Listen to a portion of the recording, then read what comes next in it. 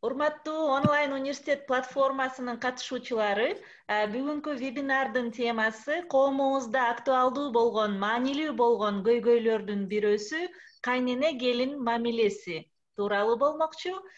Кайнене келин мамилесиндеги ар кыл жагдайларга, көйгөйлөргө арналган вебинарда журналист, жазуучулар коомунун мүчөсү Айсулуу Көкөева «Кайнене келин ымалада жашоо» аттуу китебинин жазуучусу.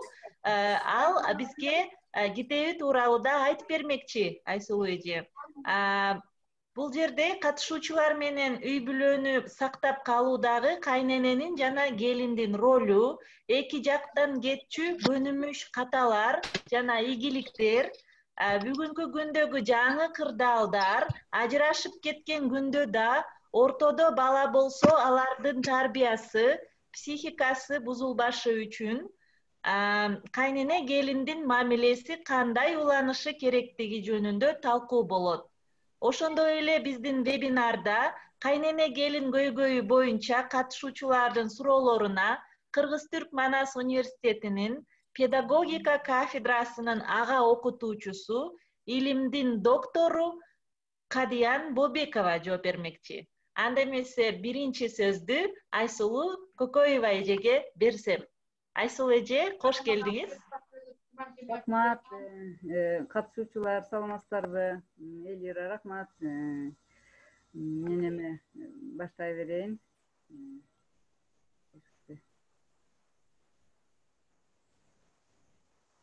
Көрүнүп атат да, Ооба, көрүнүп атат. F5'ti басып койсоңуз, F5 клавиатурадан. Болду.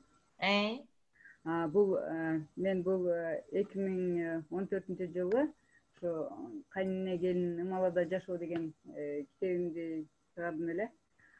Бул эмне үчүн мен китеп чыгарганга, мындай темада китеп чыгарганга бел байлаганым, мен өзүм аялдар гезити бар эле, Асылбап деген, ошондо бир 5 жылдан ашык иштедим эле. Негизи эле аялдар темасында биздин аялдар, дүйнөдөгү аялдардын немеси дагы турмуштагы кырдаалдары жөнүндө тааныш болгон үчүн ушуга неме кылдым. Китептин максаты 2 муундагы аял кишинин кайнене менен келиндин тил табышына арналган. Мында келин кайнене күткөндөй болбошу мүмкүн да, биринчи баягы неме кылгандачы кээде. Бул китеп негизи эмне үчүн жазылып атат? Себеби дегенде кайнене жактан дагы келин жактан да кетчү каталарды неме чогулткан да. Ошон үчүн мен дискуссияга анан могу китепке койгон немемде текстте терс немелер, кырдаалдар жазылган. Ошон үчүн жок, бул андай эмес деген немелер, көз караштарда болушу мүмкүн. Бирок мен могу жердеги бизде иштей турган, проблема болгон немелерди чогулткан да. Кайнене келин күткөндөй болбой калышы мүмкүн дегеним, мисалга ошолордун ичинен бириси, бир кайнене айтат, айылдык болду, же шаардык, же башка аймактан, же тиги башка социалдык чөйрөдөн, башка дин, же болбосо бөлөк улут, же толук эмес үй бүлөдөн, же эрке өскөн, же болбосо дагы бир башка бир немелери болушу мүмкүн да, кайнененин претензияларынанчы. Анан ошондой эле мында Айсулуу эже, кечиресиз, үнүңүздү катуураак чыгарып сүйлөйсүзбү? Угулбай жатат дейт. Мына кайнененин биринчи келинди кабыл алуудагы биринчи туура эмес пикирлеринен бириси. Мисалга бул келин балама тең эмес деп бир нече жагдайларды айтышы мүмкүн да. Ошон үчүн мисалга башка үй бүлөдөн күткөн, же болбосо башка тиги социалдык даражасы тең жагын тандашы мүмкүн. Андан башка дагы тарбиясы башка, анан билим деңгээли башка болду, же болбосо региону. Анан кийин дагы бир немелер бар. эми макул, эми бала эркекке ар бир муунуна бирден аял, эми мунусунун да кызыгы тараганда башканы алып берермин деп ошо баягы келгенде эле кээ бир адамдар ажыраштырганга неме кылып, эгер неберелүү болуп калса дагы мен өзүм эле тарбиялайм деп ошентип далалат кылгандары да бар. Анан дагы бир немелер, кээ бир кайненелердин түрү бар. Бул менин уулумду менден тартып алды деп ушундай пикирде болгондор бар. Албетте бул бир нече немелерден да баягы туугандары менен мамиле түзүшү кыйын болуп, дагы салтына туура келбей, ушундай бир немелери болушу мүмкүн да. Анан дагы бир немеси, элдин тигили баягы эми бир кызыгы кайнене өзүнүн гана эмес, башка тигил кайын журттарынын келип кеткен адамдардын деле тигил сөзүнөн тигил неме кылышы мүмкүн да, ээрчиши мүмкүн.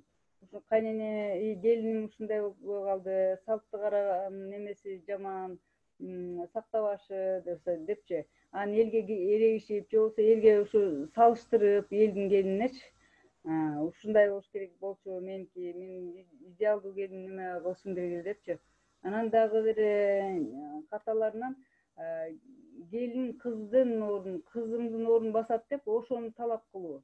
Бул канчалык деңгээлде кыздуу болдум дейт, анан канчалык деңгээлде тигил келин ага даяр. Анан кийин муну уккан мамиле дагы, муну уккан келин дагы ошондой бир мамиле кыла баштайт, бирок бир кайсы бир убакытта баягы баары бир келин деген келин деп ушундай бир неме кылганы бар да, кайра турупчу, кайра эме көңүл немете баштайт, чөгүп, анан баягы кызы деп эле мамиле кыла баштайт. Албетте тигил кыз дагы мен ушу кызым экен деп, анан кийин бир аздан кийин кайра бири биринин терс жагын, кандай терс жагы бар экенин эстеп калып, анан бир күнү болбосо бир күнү конфликт болгондо кайра ошону алып чыгат да. Сен мындай кылгансың, анан кийин башында момундай кылгансың, деп сүйлөгөнсүң депчи.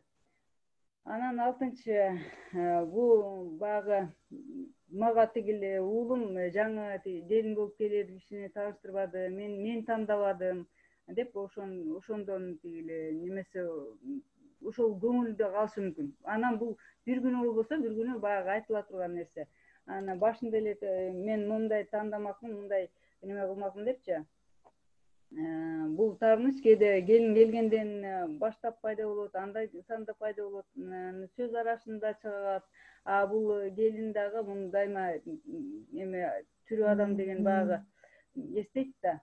Анан 4-нчү уулум үйлөнгөндөн кийин мага карамсыз болуп калды дейт. Бул карамсыз болгону эми албетте энеси баласынын тигил эч жүрөгүнөн бири да, анан эч жүрөгүнүн бири да. Анын көңүл буруусу, камкордугу жок болсо, бала чагынан эле тарбиялап койбосо, эми гана көңүл бөлүп, аны карап калыш үчүн мындай неме кыла баштайт да, шантаж кылып, ден соолугу начарлады, анан кийин тигиндей кылды, бүтүүнүн баардыгын канчалык деңгээлде мен күчтүүмүн, канчалык деңгээлде мен тигил уулумдун көңүлүн өзүмө бурдура алам деп баягы мелдеш кылып алат өзүнөн өзүчү.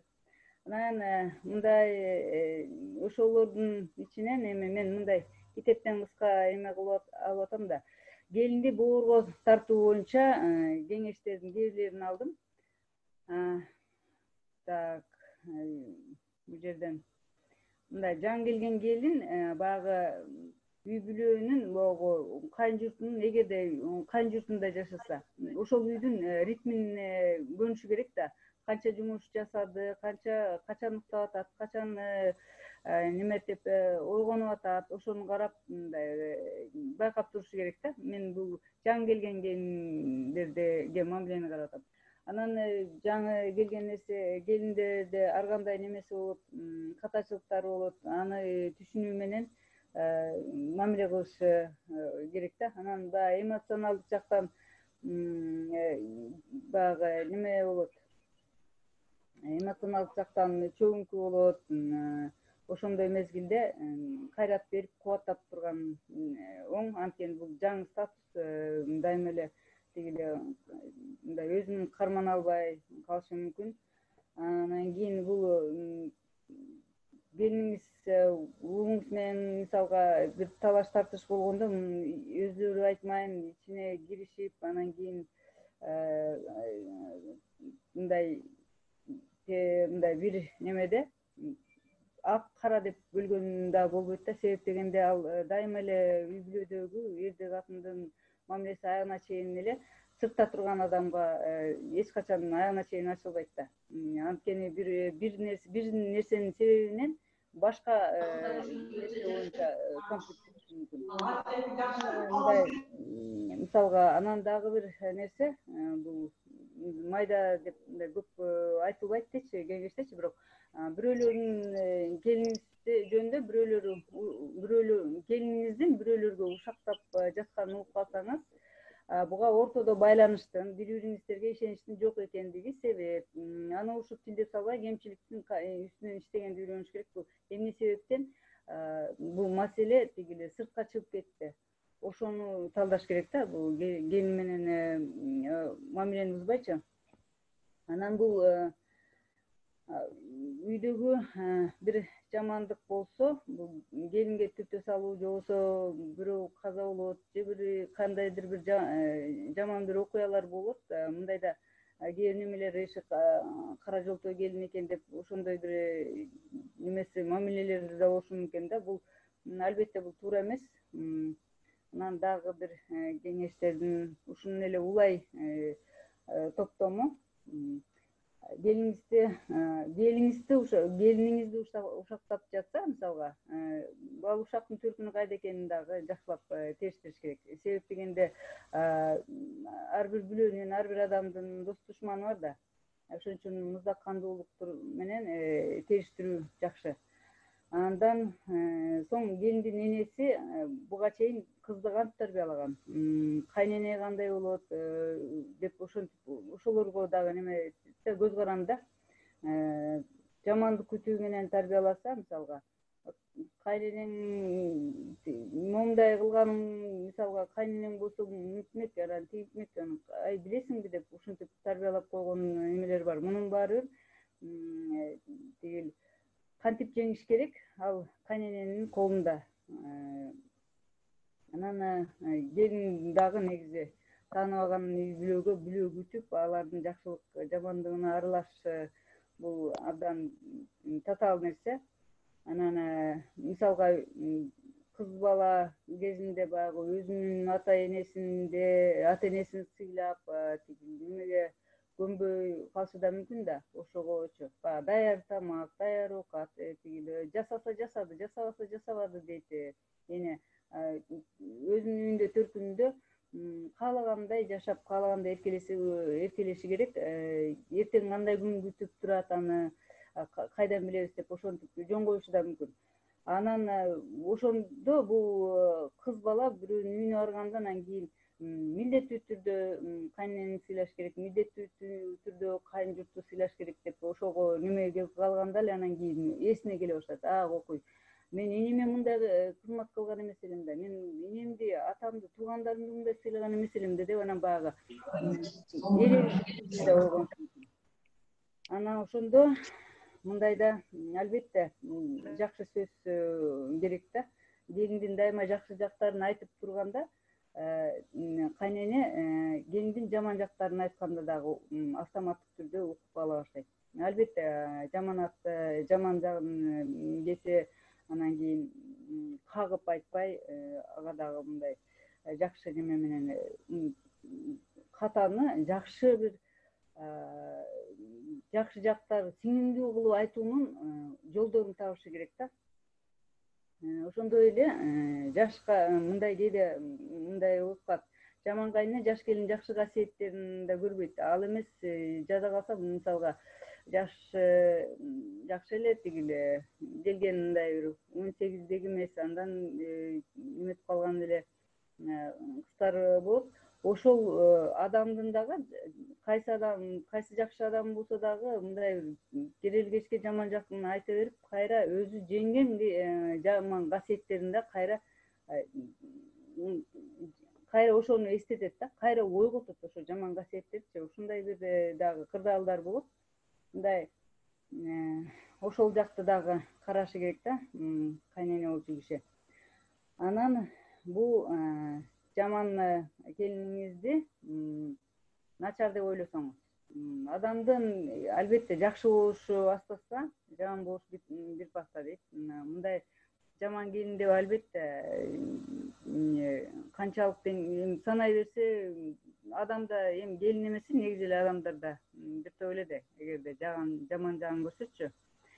Ошон үчүн бул мындай жаман келин деп мисалга өзүн, жанындагыларын сыйлабаган, тарбиясы жок, андай мындай деп айткан менен бирок бир немеси көңүл бөлө турган нерсе. Эмне үчүн уулуңуз ошондой кызды тандап алды? Ошону ойлонуш керек.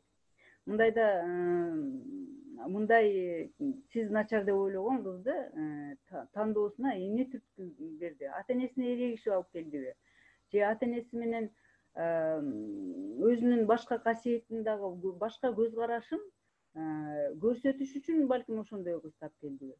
Же ошондой жүрүм турумду бир жерден көргөнбү? Же ал адамдын сиз байкабаган, бирок уулуңузга керектүү касиети керектир.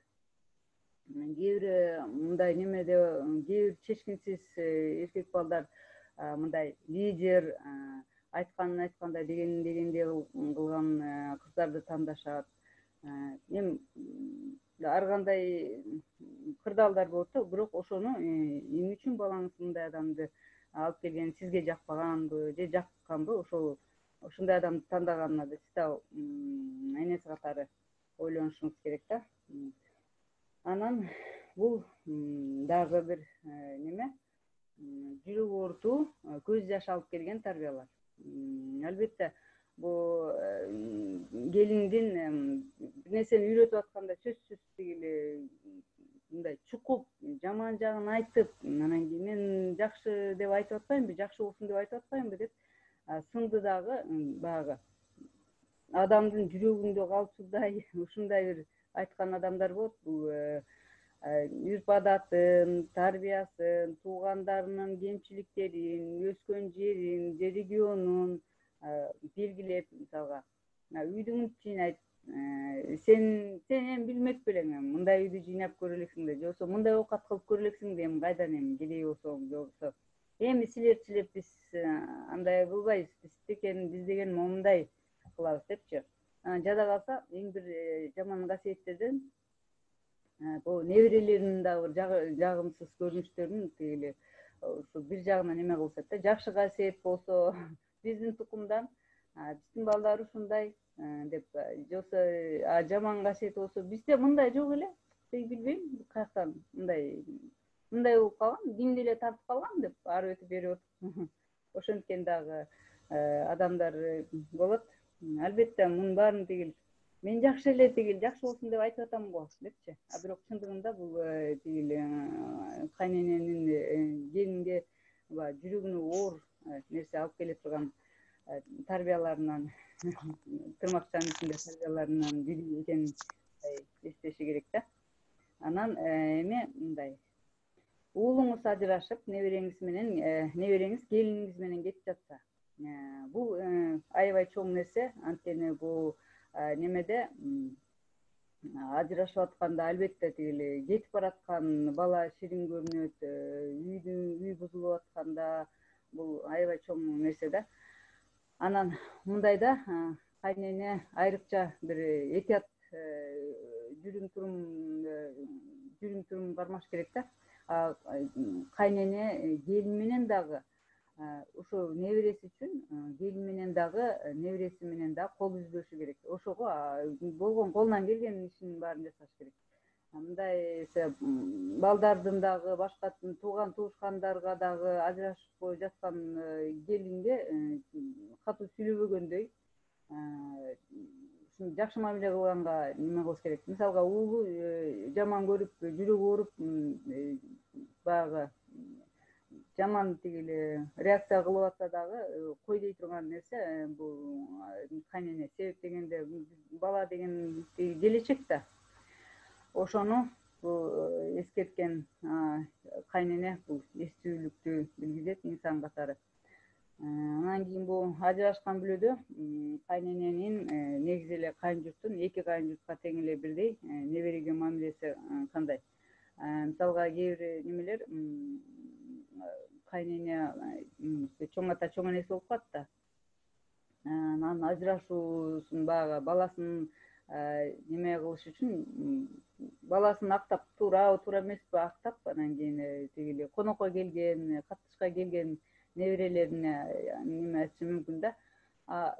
Сенин апаң ушу жашабай койду, андай болду, мындай болду, тиги жүдөө болчу, муну кылчу эмес, тиги көп уктачу, же болбосо көчөдө эле жүрчү деп ушундай бир жаман сөз айткан, ошондой бир немелер да фактылар бар. Ошо бул нерсе келинге эмес, бул өзүнө дагы, балага да жамандык кылып атканын да, анткени бала анан бала тигил апасын дагы сыйынан калат, сыйлабай анан кийин баягы ачуулануу болот да. Себеп дегенде ушундай сонун эле бүлө болуп жашап аткан экен, анан мен энем ушундай жаман кылган турбайбы деп, же болбосо тескерисинче жок, мен энем жакшы, булар жаман экен деп дүйнөнү экиге бөлө баштайт. Ак кара кылып такыр мындай баланын келечегине жаман. Муну кийин адамдар менен мамиле кылганда дагы небереси эле кыйналат да. Анан мына сенин тагдырың ушундай болуп калды депчи. Анан бул демек кадырынан айрылган туугандары да кадырынан айрылып, бул бала көчөдөгү жаман касиеттерге, жаман тиги немелерге, жаман жолго кеткенге жолу ачылат да, аябай ачылат. Бүт барьерлер ачылат, башка өзүнүн немелерин табат, өзүнөн тиги жаман жака үндөчү бир көп нерселер бар эмеспи? Азыр канчалык жакшы жолдордо болсо, ошончолук эле жаман жолдордо бар. Мына ошондой жаман касиеттерди ача турган бир нерселер болот бул кайнененин жаман мамилеси. Эми бул кайненелер жагын бүтүп атып, мен неме кылып коеюн, мындай жылмайып коюңуз деп. Бул жерде ар кайсы улуттагы кайненелердин реакциясы жазылды. Француз апа Пьер акыры эсине кирди. Ал ар кайсы кыздардын артынан чуркап жүрө бербей үйлөнөт депчи. Аңгычан эне Джон достору менен ар кайсы пабтарда шарактабай жакшы болбоду үйлөнүп деп.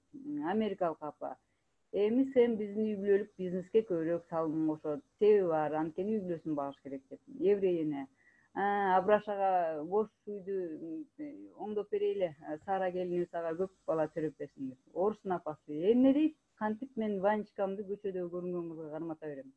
Кыргыздын энеси жакшы болбоду, үй тирчилигин келиндин колуна өткөрүп берем да, колум музарат. Төрдө чай ичип отурам. Так, эми келин жак.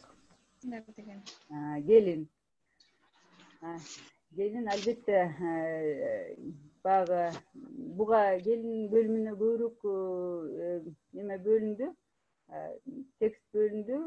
Себеп дегенде келиндин тажрыйбасы азыраак кайнененикине карагандачы. Кайнененин турмуштук тажрыйбасы бар, өзүнүн келиндик тажрыйбасы бар да. Ал эми келиндики дүйнөнү жаңы ачып аткан адам.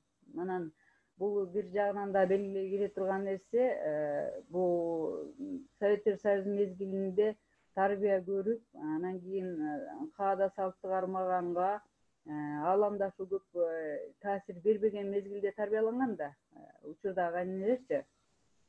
Ал эми келиндер мына 20 жаштагы, 25 деп эсептесек, алар баягы жапайы капитализм мезгили, баягы дүйнө биздин Советтер Союзу урап атканда өсүп, ошол мезгилде төрөлүп, ошол мезгилде калыптанып, апалары күнүмдүк нанга аракет кылып, ошонун күйчүгү менен жүргөн келиндер болот атпайбы? Ошол мезгилде төрөлгөн келиндер да. Булардын дүйнөгө болгон көз карашы, Кайненеге болгон көз карашы албетте өзгөчөлөнтөт. Анан кийин кайненелер менен келиндердин ушул үчүн дагы ушул айырмачылык дагы көп роль ойнойт да.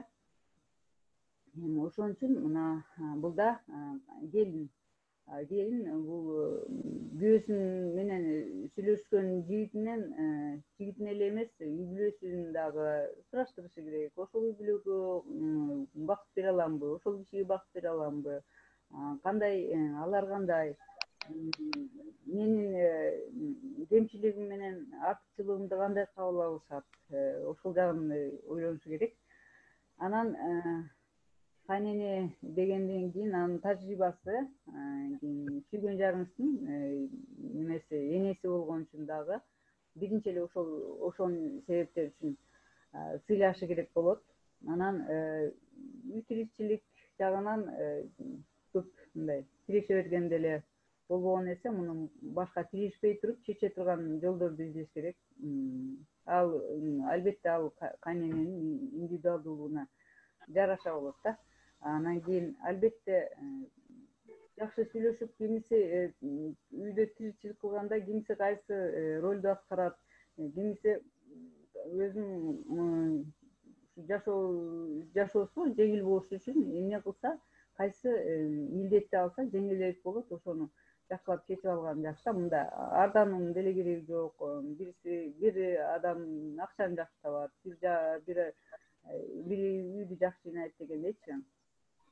Анан кийин баягы күйөөңүз апасы менен туулгандан бери мамиле кылып келет жана ал апасына көбүрөөк ишенет, ошону дайыма эске ала жүрүш керек. Анан кайненелердин түрлөрү бул келин жактан каралып атат да. Курбу кайнене, ал албетте көп келинге жардамы көп. Анан эми катаал кайнене болсо албетте үйүндө тиги келини менен уулунун үйүндө дагы ошо алыс жашайбы, жакын жашайбы, эреже тартибин колдонуш керек деген ойдо. Эми кээ бир кайненелер болсо абдан энергиялуу болот, чалгынчы кайнене. Бул баарын байкап кайсы жерине киреше калыш керек, ошол аткарылып атабы, аткарылбай атабы, аны карап турушат. Анан кийин бир кайненелер болсо дайыма эрезеге жеткен балдарын да карап, жакшы багылып атабы, төшөгүн жаап уктатып атабы, баласынын келини кандай карап атат, үстүндө кийими кандай, кечке ошону көзөмөлдөп, ошону чоң неме кылат да. Анан ишкер кайнене болсо албетте биринчи өзүнүн иши менен неме кылат да. Бул өзүнүн ишин алга жылышын, анан кийин келинин да карьерасы кандай жүрүп атат, ага дагы жардам берип караган кайненелер бар. Андан кайнене мамиле менен мамиле кылуу дагы 5 эреже деп бөлүндү бул жакта. Биринчи аралыкты сактаңыз деген, бул үй бүлөнүн ичине тиги эки жакты тең киргизбеш керек да, эки жакты тең тиги баягы кириштирбеш керек. Кириштиргенде эле албетте бириси уулу жакка тартат, бириси келин жакка тартышы мүмкүн да. Эми ошон үчүн баягы эки жакка тең бирдей жакшы мамиле кылыш керек дагы. Ал эми ички немелерди, ички проблемаларды бөлөк чечкенге аракет кылыш керек. Анан экинчи, кайненеңизге курбусу же кызы болгонго чектен аша ашканда болбойт. Себеп дегенде дайыма экөөнүн бир эмеси бар да, буга чейин калыптанган жүрүм туруму бар, анан кийин канчалык деңгээлде ишениш керек. Айрыкча бул мен айтар элем, бул экинчи немени кеңешти, бул жаңы үй бүлө күткөндө ушуну карманышы керек. Андан кийин гана бул кимдин ким экени билинип калат, анан бири-бирине жакшы неме кыла баштайт да. Өзүнүн катачылыгында, жакшылыгында, ийгилик эмес, баягы жеңилген нерсесин дагы бири-биринин өзүнүкүндөй кабыл алып түшүнүүгө жетет. Мында убакыт керек деп ойлойм. Ал эми ажаанган менен албетте мамилени чечишпеш керек, себеп дегенде мындай адамдар менен абдан кыйын эмеспи. Бир убакыт өткөндөн кийин же болбосо кандайдыр бир кеңешиши менен анан ар бир адамдын кемчилиги менен эле ошондой эле мындай аялуу жерлери бар да. Адам мындай келин болгондон кийин кайненесинин кандай аялуу жери бар, кайсы эмнени айтканда капа болот, эмнени айтканда кечирет деп ошону байкаш керек. Бул кайнене менен эмес эле, негизи эле жашоодо адамдар менен мамиле кылышка үйрөнөт да. Себеп дегенде эмне, азыр адамдар менен мамиле кылуу акчаны да алып келет, дөөлөттү да алып келет. Негизи эми бул ошон үчүн мындай караганда бир кайнене менен мамиле кылуу жакшыбы, же канча киши менен мамиле кылуу, аны жеңүү же болбосо ынандыруу жакшыбы, аны таразалаш керек да. Анан төртүнчү, албетте бул белек берүү жагын баары эле жакшы көрөт болуш керек. Бирок кайненеге кандай эмне керек, бул дагы негизи эле адам катары адамдын немесин, жакшы нерсесин сыйлоо, жакшы каалоолорун, жакшы сезимдерин сыйлоо, жада калса жакшы адамдын негизи эле жакшы эле касиети эмес, кийин убакыт өткөндөн кийин канчадыр бир адамдын кемчилигин дагы сыйлап калат да. Жаш өткөн сайын адамдын кемчилигин сыйлоо да бул көп нерсени чечет да. Албетте тирүүлүктө боло берет. Мында такай кетчү кемчиликтер. Мында бул кайненелер менен келиндин немеси болот. Баарына бул күнөөлүү деп бири-бирин күнөөлөй беришет да. Анан бугун чыгарышат бири-бириненчи. Анан кийин менин энем жакшыраак болчу, тигиле бул болсо ушундай болуп атат, начар чыгып калды деп кайра күнөө коюшу мүмкүн. Кайненем менен менин апамдын ордун басат деп болгон жакшылыгын, ийгилигин, анан кийин баардыгын кээде бир сырдашып айткан немелер бар, келиндер. Анан аны туура кабыл алгандар кайненелер бар, туура эмес кабыл алган кайненелер бар. Анан баягы айрыкча баягы бала чагында өзүнүн энесинен бакыт, мээрим, камкордук көрбөгөн, кыздык мээримин көрбөгөн немелер, кыздар кайненесине багыттайт да, ошондон бүтөт. Ал эми кайнене болсо классикалык мен ушундай жашадым, мени чаап ийчү эле кайненем, мени уруп ийчү эле, анан мен чыдагам деп ошондой эме бүткөн, ошондой деп ойлогон кайненелер бар. Анан бул неме мындайчы, кээде бир жакшы эле неме кылат, апам ордун басат деп. Анан бул неме өзү мен мындай могу немени айтып атканда, бул виктимология деген неме бар да. Виктимология бул баягы адамдын жүрүш турушун өзүн коргармаса, анан баягы башка кээ бир тарбиясы жок адамдар ошол жумшак адамды, анан кийин өзүн кортуткан адамды ого бетер коркутуп туруп, ого бетер кемсинткенди жакшы көргөн адамдар бар. Алла андай адамдарга толукканда мындай сактасын. Дагы бир мына бая айттым эле,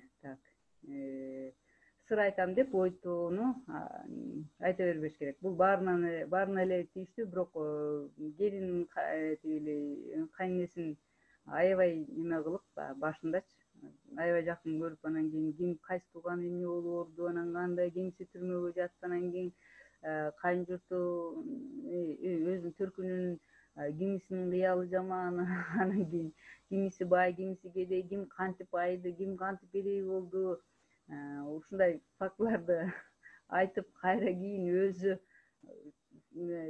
шордоп жүргөн да келиндер бар. Анан эмне менен ооруган, анан ушундай немелер да бар да. Анан кийин мен бир таанышымдын немеси кайненеси дагы неме айтып атпайбы, кайненеси жөнүндө айтып атат курбумчу.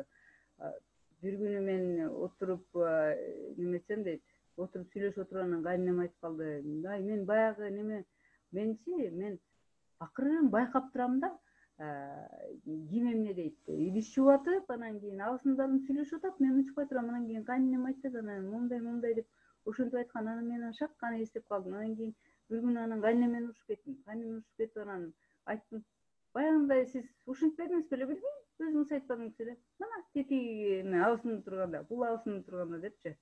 Ошондой бир караганда кайгылуу, бир караганда күлкүлүү окуялар да өтөт.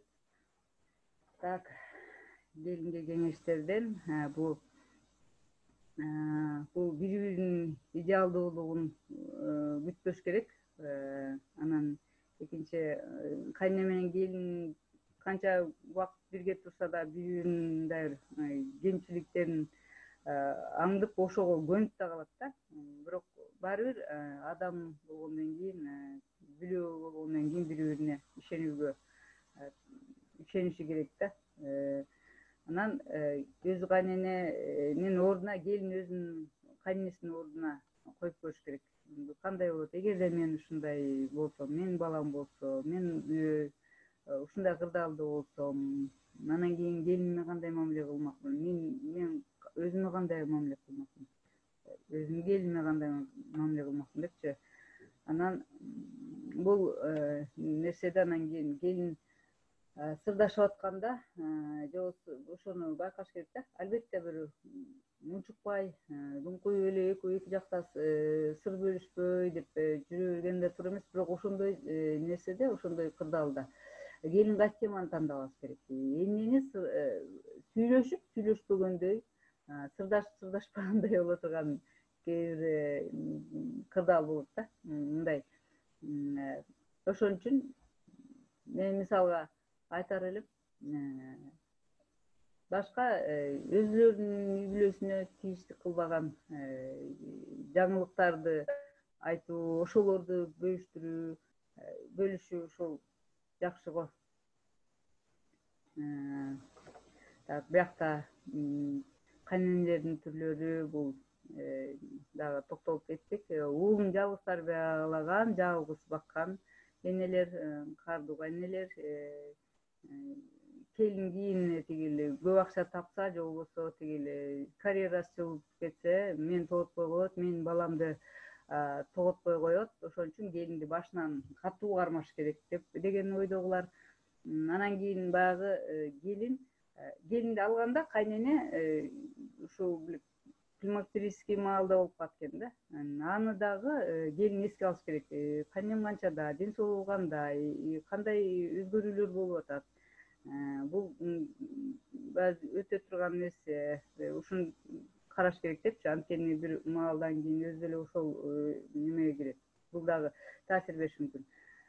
Анан психологдор келиндери менен урушкан кайненелерди амалдарына жараша, кайненелери алардын пайдаланган амалдарына жараша бир нече түргө бөлөт экен.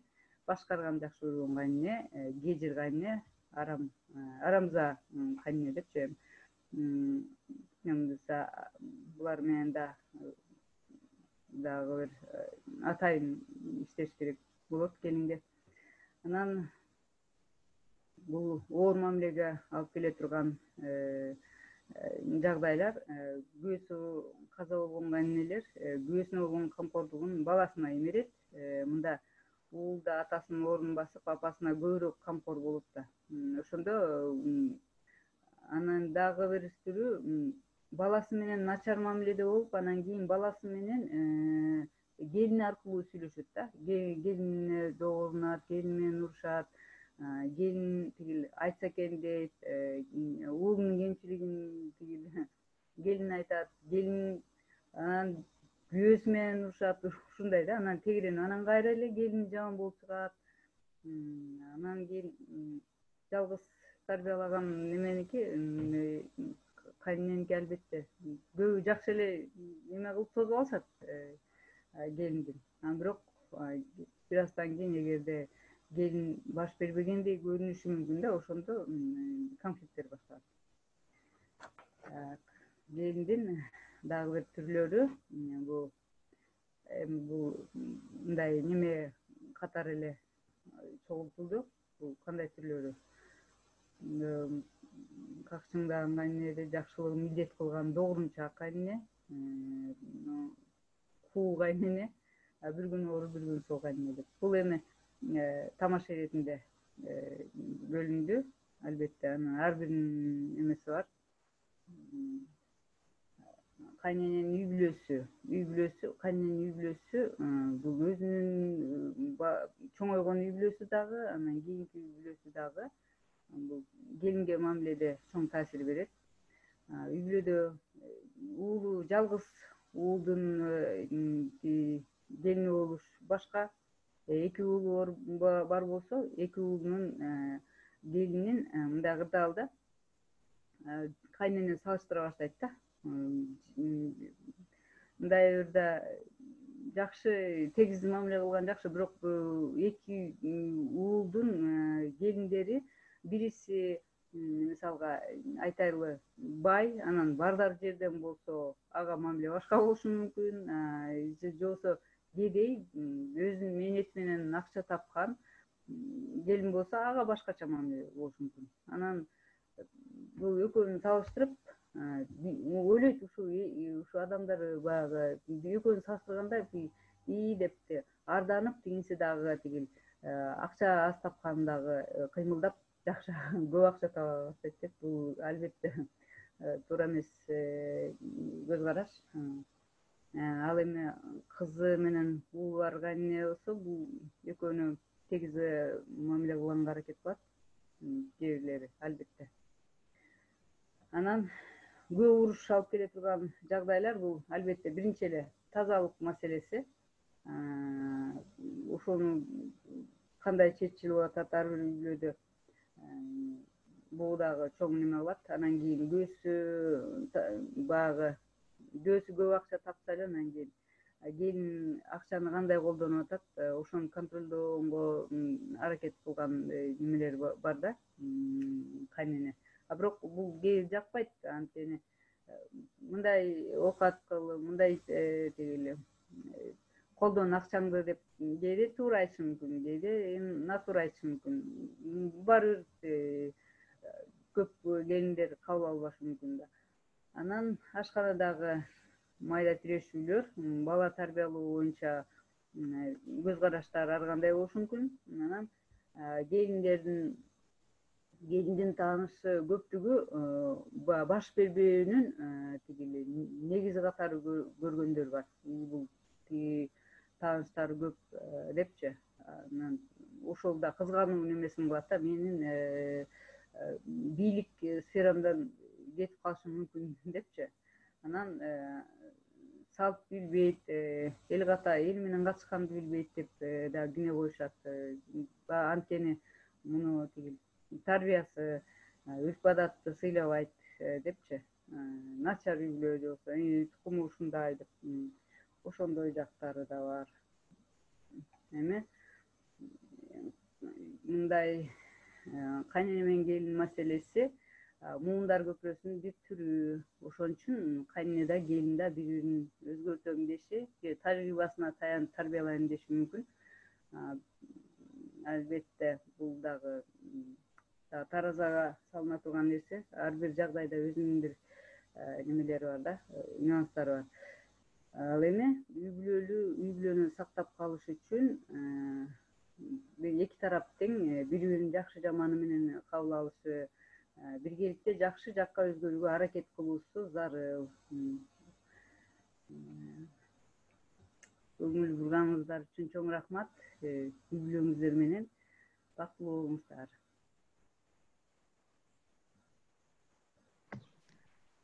Рахмат Айсулуу эже. Абдан кызыктуу жана пайдалуу сөздөрүңүз, презентацияңыз үчүн чоң рахмат. Анда эмесе азыр сөздү Кадиян Бобекова эжеге берсем, андан кийин суроо жоопко кезек келет. Рахмат Элира, Айсулуу рахмат, абдан маанилүү sunum жасадыңыз. Сизден кийин мен эмнени сүйлөйм деп ойлонуп калдым. Бардык мен айта турган нерселердин бардыгын айтып койдуңуз. Абдан жакшы sunum болду. Эми бул жерден мен айта турган нерсем аз эле болуш керек деп ойлоп атам. Себеби бул кайнене келин маселеси бул муундар бою сүрө турган, дайыма боло турган маселе. Жана Айтматовдун канткенде адам уул адам болот дегендей эле канткенде кайнене келин маселесин оңдойбуз деген маселе бул кылымдар бою талаш талкуу жаратып келген жана адам баласын үй бүлөлөрдү ойлондуруп келген маселе болуп эсептелинет. Кайнене келин маселеси ушунчалык бурч ар түрдүү болгондуктан сол тура анекдоттор бар, кинолорго тема болгон, аңгемелерге тема болгон. Мына сиз өзүңүз китеп жазыптырсыз, ырларга тема болот. Кайненем деп, же болбосо биздегилер барго, иче турган чайыңа кант болоюн кайнене, ой кайнене мендөөчүңүз бар беле дегенчи. Ушул сыяктуу, же болбосо ай келиним деген түрдүү ырлар бар. Ошондой эле каллакаптар бар. Эми бул боюнча биз айта турган болсок, сиз айткандай эмнелер маселе болот деген нерсени карагым келип атат. Себеби жерде кайнене дагы, келин дагы бир кишини, уулун же күйөөсүн экөө мындай карап турушат. Ортодо бир киши бар, күйөө бала бар. Ошол күйөө бала кээ бир учурда судья болсо, кээ бир учурда судья боло албай калат. Бардыгы тең эле ошо үйлөнүүгө даярбы же даяр эмеспи, үй бүлөнүн жүгүн көтөрүп кеткенге даярбы, даяр эмеспи, ошого жараша өзгөрүшү мүмкүн. Анан кайнене менен келиндин ортосундагы мындай талаш тартышка негизинен могу стереотиптер же болбосо калыптанып калган көз караштар.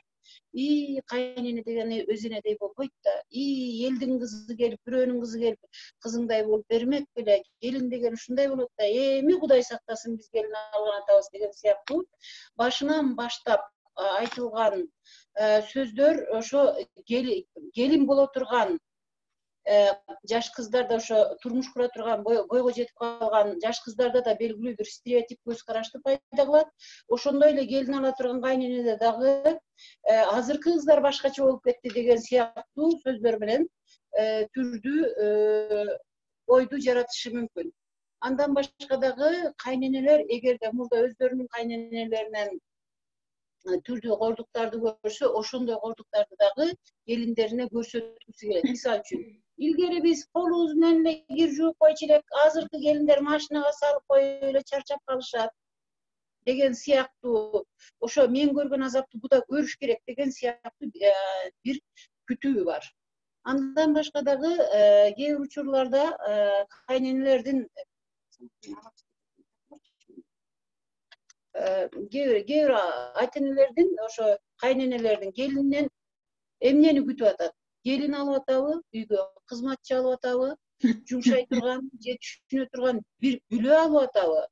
Ошо үй бүлөнүн улантып кетүүчүсүн алып атабы, тукумулоочу бирөөнү алып атабы, өздөрүнөн кабыл алып атабы, же болбосо бир элдин кызы, бирөөнүн кызы келип эле биздин үйгө жашап калат деген кандайдыр бир территория тар болуп калат деген сыяктуу бир коркуусу барбы? Анан бул жердеги маселени карап келатканда, булардын арасында конфликттен кутулуш үчүн кээ бир учурларда жанагы күйөө бала же уул бала кээде энеси тарапка тарткан болуп көрүнөт, кээде аял тарапка тарткан болуп көрүнөт. Ошол учурда апа биздин турмушка кийлигишпе десе, энеси таарынат. Апама жакшы мамиле кыл дегенде келин таарынат. Мына ушул сыяктуу нерсе дагы андан ары да күчөп кетишине себеп болушу мүмкүн. Ошондой эле кээде могу жаш кыздар, жаш келиндер кайненеми ушунчалык ыраазы кылайын, ошол жакшы болот деген учурга дагы бир кыялга түшүп алышы мүмкүн. Эми биздикилер кыргыздар ошо чоң үй бүлөгө барганды, кайната кайнененин батасын алганды ошону тилеп эле чоңоюшат дагы. Анан кайненесине жагуу маселесин биринчи планга койгон учурда өзүн унутуп калып атышат. Өзүн унутуп калган учурларда, тиги жетишпей калган учурда баары бир жага албай калып атат. Бул жерде маселе кандай бир стереотиптер, калыптанган көз караштар бар экендигине байланыштуу дагы болушу мүмкүн. Анан могу жерде эркек бала энесине кандай момундай көзүнүн карегиндей болсо, биз да энебиз ошо көзүнүн карегиндей чоңойгон кыздарбыз да. Анан эки эненин, эки кудагыйдын арасында дагы бир нерсе башталат. Могу тойлорго барганда угуп эле жүрөбүз. Сөз ташыбай, төш ташыган келин болсоң экен деген нерсени. Чындап эле ошо чыккан кыз чийден сырткары болуп, төркүнгө ар бир сөздү айтып бербеш керек. Азыр деген мына география жакындап калды. Географиялык кайненелер бар. Дүйнөнүн кайсы учунда болсоң деле кызым эмне кылып атасың, балам эмне кылып атасың деп сурап турган нерселер бар. Бул боюнча этиет болуш керек. Анан жана сиз айтып кеткендей эмпатия куруу, өзүн анын ордуна коюу, түшүнгөнгө аракет кылуу, анан чын жүрөктөн мамиле кылуу бул өтө маанилүү. Себеби кайнене өзүнүн жашы, тажрыйбасы боюнча кимдин калп айтып атканын, кимдин чындап айтып атканын, комплимент айтып атканда кандай ой менен айтып атканын, чындап оозунан чыгып атабы же жүрөгүнөн чыгып атабы же ооз учу менен айтып атабы, булардын баардыгын билет дагы, анан кыжыры келип башташы мүмкүн. Сиз айткандай келиндер тиги кайненесине кээде ошо согуш ачып алышат. Анан могу жерде бир кысканчтык маселеси бар. Кысканчтык маселеси, күйөөсүн кызганып атып, күйөөм меники. Ал меники гана болуш керек, мен аны башкарышым керек. Ал менден башка эч кимди укпаш керек. Кайненем мага кийлигишпеш керек деген кээ бир ойлорду алып келип алат. Жок, албетте күйөөң сеники. Бирок ошол эле учурда биз башка бир бүлөгө келин болуп келдик. Башка бир тукумдун улантыш үчүн келдик. Бул жерде бир нерсени караш керек. Андан башка дагы ошо бирөөнүн кызы деп карап аткан кайнене менен ошо кайненем деген нерсени айтып аткан, апам дебей кайненем деген бир нерсени айтып аткан келиндердин ортосунда диалог жок, сүйлөшүү жок. Бардык маселелер сүйлөшүү аркылуу чечилиши мүмкүн. Анан келин дагы күйөөгө чыккандан кийин, күйөөгө чыкканга чейин күйөөм момундай болчу, экөөбүз сүйлөшүп жүргөндө, анан күйөөгө чыккандан кийин мунун кыялы өзгөрүп кетти, такыр башка болуп кетти деди. Бул маселе күйөө өзгөргөн жок. Болгону келин аны жетиштүү деңгээлде тааныган жок. Балким ашык болуп калды, жакшы гана жактарын көрдү, балким башка бир нерсе, же болбосо ушундай болот, кийин оңоюп кетет же оңой калам деген сыяктуу бир нерселерди күттү, же болбосо өмүрлүк жарынан башка нерселерди күттү. Андан башка да урушка себеп болгон нерселер коркуулар. Баласын жоготуп алуу коркуусу, же болбосо күйөөсүн жоготуп алуу коркуусу, кайненеси бузуп салып күйөөм менен ажырашып кетем деген коркуулардан улам дагы бул маселе чоңое бериши мүмкүн. Анан жана күйөө бала экөөнү тең угуп, кээ бир учурларда ортомчулук мамилени кылыш керек. Мисалы кайненеси келинге бир көйнөк алды дейли. Эми аныкы өзүнүн жашына жараша балким келиндин көзүндө старомодный болуп аткан болушу мүмкүн. Анда айтыш керек. Эми дайым эле апамдын алган көйнөктөрүн күндө кийип атпайсың да, бирок ошонун жанында бир кийип койчу, көңүлүн алып кой.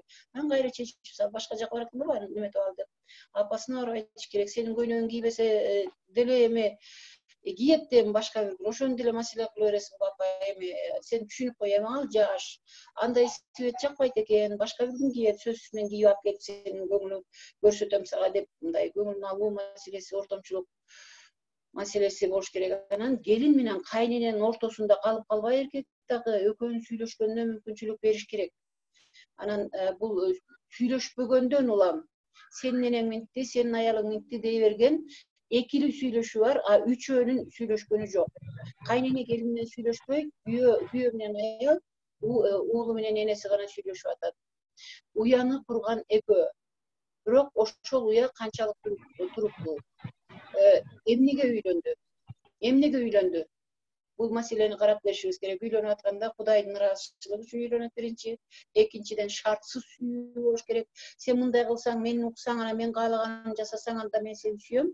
Анан мени да момундай болгондо сүйөсүңбү? Эмес, шартсыз сүйүү. Nikede keremet var dep koyuşat. Bul çın. Üçüncüsü sый. Сүйүү болбосо өмүр бою жашоо мүмкүн эмес. Бирок өмүр бошко кеткен болуп эсептелинет, бирок ошол эле учурда сүйүш керек. Анан кайненебиз башыбыздын таажысы. Башыбызга таажы кылып тагышыбыз керек. Себеби Кудай бизге күйөөлөрдү аманат кылып берип атат. Аялды күйөөгө аманат кылып берип атат. Ошол эле учурда аманат кылып бергендин энеси бул биздин башыбыздын таажысы. Кудай кемчиликсиз кылып адамды жараткандан кийин, андан кемчилик табууга умтулбай, мүмкүн болушунча, жана кыргызда сөз бар го, жаман жуман сөз уксаң, күлкүң менен кечиргин, жалбырт жулбурду от көрсөң, жеңиң менен өчүргүн деген кыргыздын насааты бар. Ошол насааттарды дагы эстей жүрсө, бул кайнене келин маселеси бат эле чечилет деген жобосу андан ары өөрчүп кетпейт деген ойдомун. Бар болгону жанагы башынан кайнене деген момундай болот экен да деген белгилүү бир коркуу, калп көз караштар, келин кандай болот экен деген калп көз караштардан алыс болуп, сүйлөшүүгө мүмкүнчүлүк берсе, кабыл алууга мүмкүнчүлүк берсе, бул өтө маанилүү. Себеби кайнене киришип жатса, кайнене мен баармын могу жерде деп атат. Gelin gökbеттенип эчтекени уккусу келбей, жок мен момундаймын деп атса, ада мен баармын деп атат. Мени угуп койгула, мени көрүп койгула деп атат. Себеби үй бүлө сүйүү үчүн, сүйлөө үчүн, мээрим көрүү үчүн, колдоо көрүү үчүн бар. Анан кайненеге келин кеңешиш керек. Айсулуу да айтып кетти бул жерде. Сиздин оюңуз мен үчүн маанилүү, могу боюнча эмне дейсиз, сиз менен кеңешейин дедим эле деген маселелер. Бул өтө маанилүү болуп эсептелинет. Анан бул жердеги негизги маселе айтылбаган сезимдер эч бир убакта жоголбойт. Кайненесине карата жаман сезимди чогултуп берсе, ал чогулуп берет, же келинге карата жаман сезим чогултуп берсе, айтпаса, убагында айтпаса чогулуп берет. Бул психосоматикага алып келет. Бул түрдүү ооруларга алып келет. Баш ооруга алып келиши мүмкүн, ич ооруга, ашказан ооруга, көз ооруга, жанагы мен сени көргүм келбейт, өткүм келбейт деген сыяктуу нерселерден улам. Я это не перевариваю дегенден улам ашказандар оорушу мүмкүн. Анан ошон үчүн психосоматика болбош үчүн муну бошотуш керек. Кызым, момундай нерселерди айтканың мага жакпай калды, бул мен тили. Жоксо кызым, сен момундай жасагандарың аябай сонун болду да, бул сен тили. Мен тили жана сен тили менен сүйлөшүү керек. Анан өзүң кемсинткен бирөө башкаларды да кемсинткенге аракет кылат. Себеби өзүн баасыз көрүп атат. Өзүн баасыз көргөн кайнене келинди кемсинткенге аракет кылат. Кандайдыр бир шеги бар өзүн баасыз көргөн келин да кайненесине каяш айтканга, жаман сөз айтканга аракет кылат. Анан кээ бир кишилер, мектепте окуучулар, студенттер деле ошо бир жаман мамилеси менен, жүрүш турушу менен мен бармын, эмне кылып аласың деген сыяктуу көзгө көрүнгүсү келет. Ошо катуу айтып көзгө көрүнгүсү келип атат. Ал көзгө башка деле көрүнсө болмок. Бирок тандаган жолу, жана Айсулуу да айтып кетти го, катуу айтып коюп анан кийин көңүл бурдуруп атат депчи. Ошондой тандаган жолу туура эмес болуп атат да, көңүл бурдуруу үчүн ал башка бир жолду тандап алып атат. Катуу айтууну, кыйкырууну, мен сенин жакшылыгың үчүн айтып атам деп айтып атат деп Айсулуу айтып кетти. Ошо жакшы болуу үчүн айтыш үчүн сөзсүз түрдө эле мындай катуу айтыш керек эмес. Анын ордуна момундай болгонуң мени ойлондурду деш керек. Эми негизинен үй бүлөнүн жакшы болуш үчүн ниет кылышыбыз керек. Жана мындай жакшы жашайын, жакшы өмүр сүрөлү, сый менен өмүр сүрөлү деген сыяктуу бир жакшы ниет болсо, бул дагы сөзсүз ишке ашат. Анан проблеманы сүйлөшүү керек. Проблеманын үстүндө сүйлөшүү керек. Сен момунтуп койгонуң үчүн эмес, сенин табырың, же болбосо сенин жасаган мамилең эмес, анын жасаган мамилеси эмес. Именно ортобузда кайсы проблема бар? Сүйлөшүүгө проблема бар, бала проблемасы бар, акча проблемасы бар, катыш проблемасы бар, үйдү жыйноо проблемасы бар, же болбосо бир нерсени жасоо проблемасы бар, идиш аяк проблемасы бар, бала чака проблемасы бар дегенде, ошо проблеманы сүйлөшүүгө аракет кылганда, анда биз проблеманы чечкенге мүмкүнчүлүк табабыз. табабыз. Проблемадан качып, жана күйөө бала да качып, кайнене да качып, келин да качып, проблеманы кача берсе, проблема жийиле берет, анан бара бара ал бир психосоматикалык ооруларга алып келиши мүмкүн. Менин кошумчалайм дегеним ушул болчу. Укканыңыздар үчүн рахмат. Рахмат, Кадиян эже, чоң рахмат. Анда эмесе кезекти суроо жоопко берсек, урматтуу катышуучулар, биздин спикерлерге сурооңуздар же комментарийлериңиздер болсо бере берсеңиздер болот.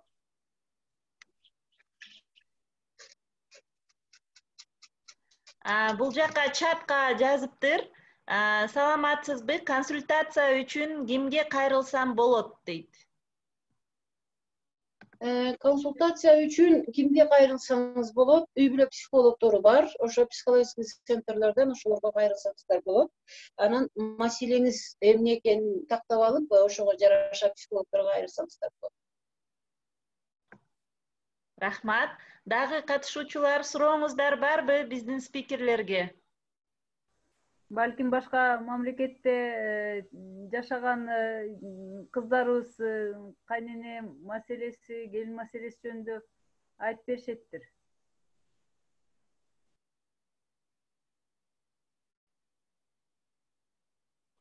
Ал өлкөлөрдө кандай экенинби? Ал өлкөлөрдө кайнене келин мамилеси кандай экенин, Антса да жакшы болот эле. Кайнене түрлөрүнө бир нерселерди кошуп кетсем болобу? Айсулуунун Ооба, болот эже. Анекдоттор, чыгармалар жасалат деп атпайбы? Анан мисалы түрктөр кайнененин тили кактустун тили деп, кактус деп коюшат да. Утур чагып турат депчи. Анан ошолордун ичинде кандай кайненелер бар деп туруп, анан кийин мындай географ кайнене деп коет. Баласы каякта болсо дагы ошого жетишип барган деп. Кайсы жерде болсо дагы түн бир убакта. Анан связист кайнене түн бир убакта болсо дагы, күндүн кайсы убагында болсо дагы телефон чалып жетишкен кайнене депчи. Арызданган кайнене, анан ырчы кайнене деп коет. Ырчы кайнене бул жерде небересин колуна алып алат, момунтип анан кийин эркелетип атат. Ай, маңдайы тайкылуумун, маңдайы тайкы баласы, ай деп ошо келиндин көзүн чатайын кийишип, ошо багы жок баламын, багы жок баласы, ай деп анан кийин ошо келиндин көзүнчө ырдаган кийишкен ырчы кайненелер болушу мүмкүн. Жана күрүктөк деп кеттиңиз, ошо кечке чейин баласын коргой берип, өзгөчө жалгыз баласын жалгыз өстүргөн кайненелер баласын бергиси келбейт, кайненелер кыздарын бергиси келбейт, атайлап үйлөрүнө барып алып уруш чыгарат. Мисалы үчүн, парданы эмне тагып койдуңар, идишти бул жерге коюп койдуңарбы, диванды тигиндей эле кылсаңар болмок экен, же болбосо момундай жабуу эмес, тигиндей жабуу жапсаңар болду экен деп, бул жердеги кээ бир учурларда могу өзүн сүйбөгөн кишилер, өзү көрүлбөгөн кишилер ошо материал аркылуу көрүнгөнгө аракет кылышат да. Мен момундай нерсе алдым, менде момундай нерсе бар, сен баягы эле бойдонсуңбу, эчтеке албайсыңбы деген сыяктуу нерсе менен. Анан бул аркылуу бул эмне бергиси келип атат, эмне айткысы келип атат, кандай мындай бир сообщение жөнөткүсү келип атат. Ал жерде мен бармын, мени көрүп койгулачы деген эле сөздү айткысы келип атат. Буюм эмне? Буюм сынат, жоголот, алмашат, эскирет. Мамиле, кайнене келин мамилеси, үй бүлө мамилеси өмүр бою калат. Кээ бир учурда бир эле айтылган сөз өмүр бою так болуп калышы мүмкүн. Или бир эле айтылган сөз өмүр бою камчы болуп, канат болуп бериши мүмкүн. Андыктан ошо кайненелердин, ошо татаал кайненелер, курбу кайненелер бар, чогуу жүргөн келини менен чогуу айылчылаган жана айылда кайненелер бар, келинин чогуу ээрчитип алып, жүргүлө, могу көйнөгүм жарашып турбу, тиги туугандыкына барып келелим деп, анан келиндердин баарын ээрчитип алышып, анан кийин шаракташып айылчылашкан. Анан башкаргысы келген кайнене түрлөрү бар. Ал деген кантип башкаргысы келет? Себеби ал мен балдарды чоңойттум, мен чоңмун, бармын, силер мени угушуңар керек деген бир мессаж бергиси келип атат да, ушундай ойду айткысы келип атат. Келин болсо эркин болгусу келип атат. Эркин болгусу келгендиги үчүн да кайненесин уккусу келбей атат. Мен деле үй бүлөнүн ээсимин өзүм эле жашайын деп. Анан бул жерде тиги келин менен кайнене чогуу жашап атабы, өзүнчө үйлөрдө жашашабы, башка жерлерде жашашабы, башка айылдарда жашашабы, бул маселе ошол кайнене келип маселеси дайыма калат. Бар болгону тиги белгилүү бир аралыкты сактап, өтө жакын болбой, өтө алыс болбой, таптакыр суук болбой, ошо мамилени сакташ керек. Себеби ал жерде күйөөсүнүн апасы туруп атат. Өмүрлүк жардын апасы, балким сүйгөнгө милдеттүү эмес, бирок сыйлаганга биз милдеттүүбүз. Ошол эле учурда уулунун өмүрлүк жары туруп атат кайненелер үчүн. Ал да сүйгөнгө, жактырганга милдеттүү эмес, бирок уулунун тандоосу болгон үчүн аны сыйлаганга милдеттүү. Себеби жерде уя бузулуп калбасын, шаар бузулуп калбасын деген маселе жатат. Такыр болбой кээ бир кайненелер бар. Керек болсо мен сени кетирип туруп башкасын алып берип коем. Керек болсо мен балдарым менин оюмдан чыкпайт, 2-ни алып берем, 3-тү алып берем, 5-ти алып берем деп анан кийин атайын балдары жокто кээде ушуну айтып келиндеринин жинине тиет, келин ыза болот, ыйлайт, анан муну чындап ойлоп алышы мүмкүн, көпкө чейин жазылбай жүрүшү мүмкүн, жүрөгүндө калып калышы мүмкүн. Ошол эле учурда тиги баласын да туруп койгон аялдар бар. Бул баласын атайлап туруп, атайлап бузуп, анан эркек деген бир жумада бир аялын чаап турса, шайтаны күбөлүп турат деп, анан мунун өзүн ушундай сөз менен актап коет да. Бул деген өзүнүн ошо психосоматикалык оорусун башкаларга жайып аткан кайнене. Ал кайнененин сүйлөшүүгө муктаждыгы бар. Керек болсо эми кечирип коюшсун, мындай психолог менен сүйлөшсүн, жолбосо үй бүлөсү менен сүйлөшсүн. Сүйлөшкөнгө муктаж болгон, сүйлөшүүгө керексиним керектөөсү болгон бул кайнене көрүлбөй атат. Мени көргүлө, мени байкагыла, мени уккула, мен бармын деп эле кыйкырып атат ал. Ошо жүрүш турушу менен, мамилеси менен. Бирок үйдөгүлөр аны жаман көрүп, ошо баягы кара ачкыны тагынып алган бойдон кайненесин көрбөй атат, анын жакшы жактарын көрбөй атат. Кайнене деле ошол жашка чейин келгенден кийин албетте жакшы тараптары бар. Келиндин да албетте жакшы тараптары бар. Бирок көрбөйм деген бир көкбеттик менен көргүсү келбей атса, эмне кылабыз? Бирок көргөнгө аракет кылыш керек, себеби үй бүлө бузулбасын. Рахмат сиздерге.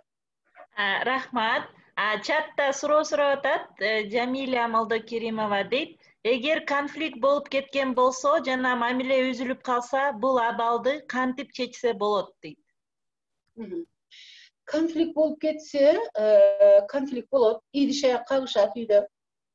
Бул нормалдуу. Ошо конфликт болуп аткан жерде маселени чечүүгө аракеттениш керек. Конфликт болуп кетти, бүттү деп эле. Анан аябай дегенде көңүл калтыруучу сөздөр айтыла турган болсо, белгилүү бир убакыт өтүш керек, бирок бул маселенин үстүндө сүйлөшпөсө болбойт.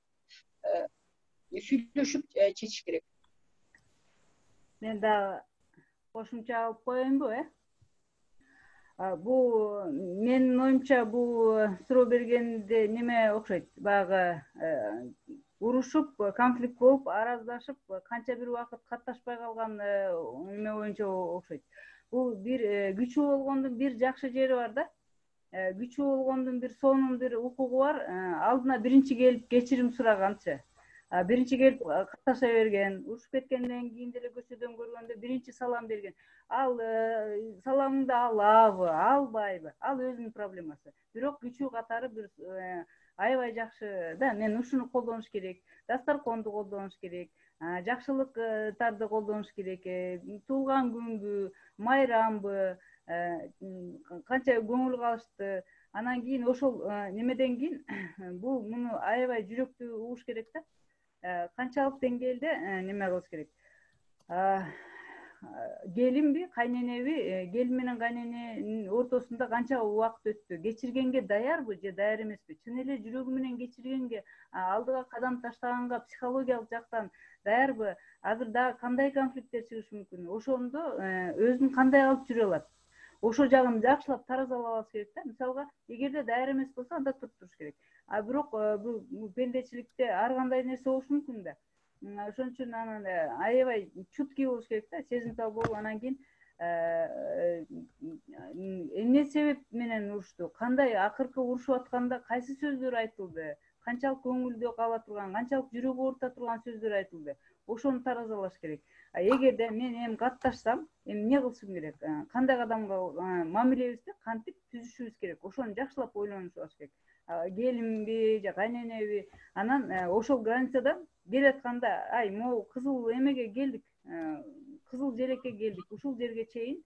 Анан мындан нары иттигиң башталса, ушундай болду, мындан ары өзүңдү кечире албайм, ушундан ары өтө албайм деген эмени кыймылынан, сөзүнөн ошол байкалышы керек да.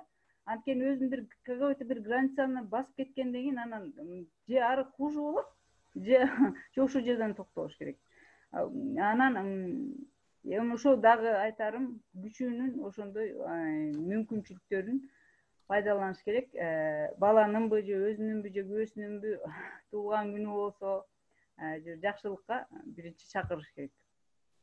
Анан кийин кайнене дагы ошо ойлойт да, бул келиним могу жакты жаман көрөт, могу жерге чейин келини мамиле кылат, анан болбосо дагы баламды жетелеп алып басып кетет деп ошону эсине тутат го деп ойлойм. Мурда план түзүп алса, план түзүп алган болсо, анда өтө оор болуп калат. Албетте, бирок ошол эле учурда мындай жаман жагына план түзүп алган болсо, бирок бул кечирим суроо, бул чоң эрдик. Ошого даяр болгондон кийин албетте экөө тең кечирим сураса болот. Рахмат сиздерге. Рахмат. Оксана Исмаилбекова суроо сурап атат чатта. Эме деп суроо сурап атат. Эже кыргыздар психологдорго канчалык барышат дейт. Акыркы учурларда жакшы эле барып башташты, бирок мүмкүн болушунча билдирбегенге аракет кылышат. Мен досторума бардым эле, момундай тааныштарыма бардым эле. Же болбосо жакын досторуна айтат, мен бир психологко барып атам деп. Себеби бул маселени айткандан психологко жиндилер барат же психтер барат дегендей бир предрассудкалар бар, ошо калыптанып калган көз караштар. Ошону жеңе албай атышат да. А Европада болсо ар бир кишинин бирден психологу бар. Психологко бардым деп ачык эле айтышат. Бизде ошол психология илими, анан психологдун кызматынан пайдалануу деген нерсе азырынча өнүгө болгондугу үчүн аз барышат, бирок баргандан кийин анын пайдасын көргөндөн кийин эл бардыгына реклама кылып башташат. Барышат. Мен бир жагынан психологдун немеси кызматы кымбат болуп атат да, анан психологдун дагы бизде психологдорду тарбиялоонун жакшы немеси, илимий базасы дагы жок. Бир эки эле психологду билем, күчтүү психологдучу, Брудныйдын кызы, по-моему, жок, аялы, по-моему. Анан да бир Чынара эжени, ушу мен аз эле болуп атат го, мне кажется. Мектептерде деле бар. Бирок психологко барганда бизде баягы кесиптик этиканы сактоо, мамлекеттик ишке болуп атпайбы? Жакшы сураштыра келсек тууган болуп чыгат. Анан психологдун атын башкача коюппу, неметип, анан кийин бул келиндин бир немеси бар, кимге айтыш керек. Кайнене менен маселе болгондо, проблема болгондо кимге айтыш керек, кимге айтпаш керек. Анан кээде мындай болот да, выпустить пар деп коет эмеспи? Келин ушундай болуп атат, кайненем анан мындай, анан кийин күйөөм тигиндей, анан кайынжуртум мындай, тетиги кайынсиңдим, анан кийин ич кийимдерин жуудурат, анан бөлекет селекет депчи ушундай. Бирок келин байкуш айтат дагы, ошол жерден баягы кечирип коет. Айтып атып эле кечирет да. Ошону айтып бүткөнчө кечирип коет, анан кийин барып жашай берет.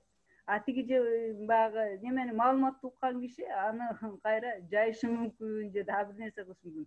Ошол үчүн муздакканду жөн эле угуп, анан кийин эми мындай кыл, эми тигиндей кыл деп ошентип тең салмактап берген кишисин табышы керек да. Рахмат. Бактыгүл суроо сурайсыңбы? Ооба, суроо сурайм. Саламатсыздарбы? Чоң рахмат. Тилекке каршы мен башын уга алган жокмун. Бул жакта иштерим болуп, бирок сиздер бүгүн сүйлөшкөндө абысындардын ролу тууралуу кеп кылдыңыздарбы?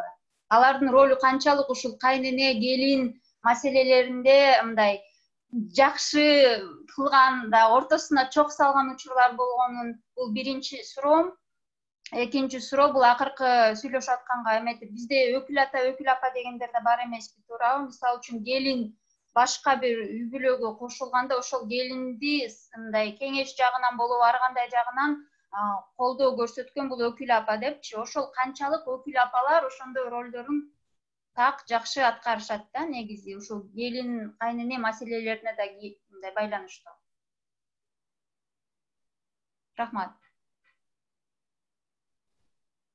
Сиз жооп бересизби? Сиз жооп бересизби же мен айта берейинби? Хорошо, жооп берейин. Бул жерде тиги абысын маселеси бул учурда айтылган жок, бирок тиги айтып коюшат. Кайнене чайнек кечке чейин кайнай берет, очоктогу чайнек. Келин болсо демдеме чайнек, демдик. Кайын сиңди менен абысындар булар чай кашык. Күйөө бала болсо пияла, күйөө. Себеби бир кайненеси келип, апасы келип толтурат пияландагы чай, пияласын чай куюп берет, бир келип тиги келин куюп берет. Кайната болсо алардын алдындагы табак тирлерди топтойт, төгүлгөн чайды топтойт деп коет. Бул жердеги ошо сырткы факторлор, кайын сиңдилер, кайнежелер, абысындар же башка кошуналар, чабыштыруучулар, булар үй бүлөнүн бузулушунда, жашап кетишинде, бир чыр чыгып турушунда көптөгөн ролдорду ойноп коюшу мүмкүн. Албетте бул жердеги биз кандай кылып атабыз? Себеби кыз башка бир маданияттан, башка бир салттан, башка бир үй бүлөлүк эрежеден, башка бир көнүмүш адаттардан алып жаңы бир үй бүлөгө келди. Ошол жерде жашаганга аракет кылып атат. Ал эми тиги кайынсиңдилер алар чай кашык сыяктуу келип аралаштырып анан кийин кетип калат. Орто тынч болгондо аралаштырып кетип. Бул маселе өтө маанилүү маселе. Анан абысындардын ролдорунда абысын деле ошо кайнене сыяктуу сүйлөшкөнгө болобу? Адагы көрүлгүсү келип атат. Бул жердеги бузуп коюу аркылуу, минтип эле койбойсуң деп коюу аркылуу, жаңылыш кеңеш берүү аркылуу, андан кийин мен минтип койсом тигилге баш иштебейт экен, минтип койду деп көп учурларда башка аймактан келген, шаардан барган келиндер анын чын ниетинен айтып атабы, калп ниетинен айтып атабы, шылдыңдап айтып атабы, аны түшүнбөй ошо минтип койсо болот десе ошону жасап алып, анан кийин шылдың болгон учурлар болот. Албетте бул учурда тескери таасир тийип калышы мүмкүн. Бирок ошол эле учурда ал эми көпкө созулбайт болуш керек. Муну түшүнгөнгө жана сиздин момундай жасаганыңыз уят экен деп айтканга күч жетиш керек. Урушпай туруп, сиздин мындай мамиле кылганыңыз мени капа кылып койду. Мен түшүнбөй туруп ушуга кирип алыптырмын деген нерсени айтканга ошо келиндин күчү жетсе, абысын экинчи жолу анта албайт. Кайынсиңди да анта албайт. Себеби алар да көңүл бурдургусу келип атат, өздөрүнүн үстүн мындай жогору сезип, биздин жана Айсгүл темасынын башында айтып кетпедиби? Менин балама ылайык эмес деген бир көз караш бар эле деген сыяктуу.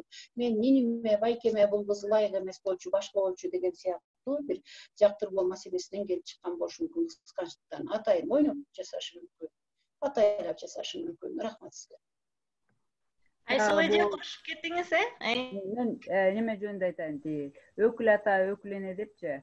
Бул өкүл ата, өкүл энени тигиле баягы бала, кызын келин менен бала анан кийин ата энеси чөнтөгүнө же даражасына карап тандап коюп атышпайбы?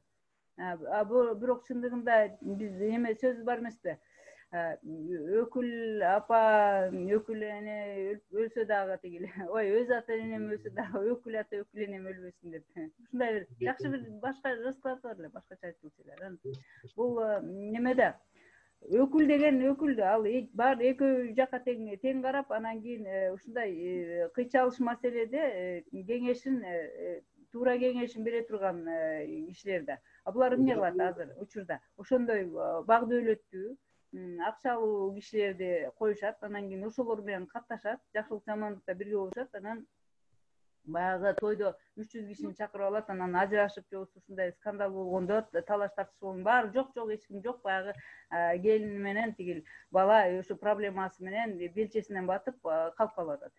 Так ошол мезгилде өкүл ата, өкүл эне таразалаш керек да. Ошондой эки жакты тең тигил эки элдештирип, анан ошолорду жакшы кеңеш берип, баягы экөөнө тең мындай туура караш керек да, келечегин ойлоп ошо эки бүлөнүн калып калышы үчүн. Бирок андай функцияны азыр аткарган немелерди көп байкаган жокмун. Өкүл ата, өкүл энем жараштырып койду, же болбосо ошолордун шарапаты менен анан мындай касиеттеринен арылып, анан ушинтип кетпедикпи дегенди мен мисалга унуткан эмесмин. Сиз кандай деп ойлойсуз, Каден эже? Албетте, бул жерде мен жана алысындар жөнүндө дагы бир нерсе айта кетейин деп унутуп калдым. Кайнене келин маселеси болгон учурда алысындар үйдү сактап калууга да көп учурларда жардамдашат да. Ал сүйлөй берет. Биз баарыбыз да ошого чыдап келгенбиз, эчтеке болбойт. Кулагың сыртынан кетирип салбайсың, кел бияка деп туруп, ошо кетем деп аткан, турмушумду бузам деп аткан келинди алып калып, кайра жараштырып, мындай мамиле кылыш керек, тигинчи керек, биз барбыз, биз коргойбуз сени деген сыяктуу маселелерде дагы жардам берет. Ал эми өкүл ата, бул өкүл болуп атат, албетте. Өкүл ата өз атам, өкүл атам өз атам деп коет. Себеби немеде жанагы илгерки убакыттарда ата энеси алыс болгондугу үчүн кыз келинине, кыз төркүнүнө барып келе албаган үчүн, ошо өкүл ата, өкүл апасына барып келген үчүн өзүндөй көрүп, өзүнүн ата энесиндей көрүп, жакын көрүп, аларды төркүн катары карап, алар менен катышкан. Бул катышуу менен алар да биздин өкүл кызыбыз, биздин кызыбыз, тиге катышалы, муну катышалы деп айткан учурлар көп эле учурайт. Ошол эле учурда өкүл ата, өкүл апа күйөө бала менен кызды чакырып туруп, көп кеңештерин берген учурлар бар азыр деле.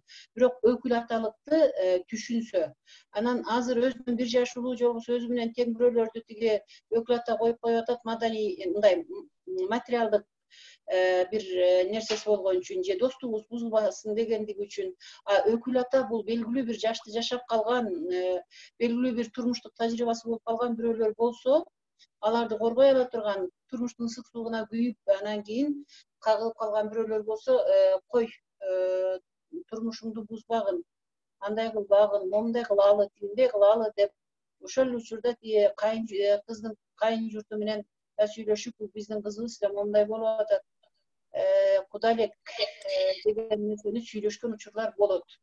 Бирок ал көп учурларда колдонулбай эле келе жатат. Рахмат. Рахмат. Аида Алы суроо сурап атат. Эркектин ролу кандай болот? Маданият, коом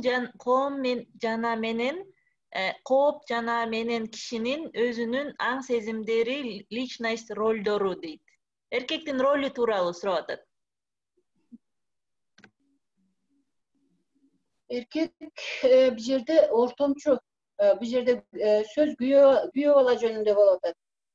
Кайнене болсо уулу жөнүндө болуп атат, күйөө жөнүндө болуп атат.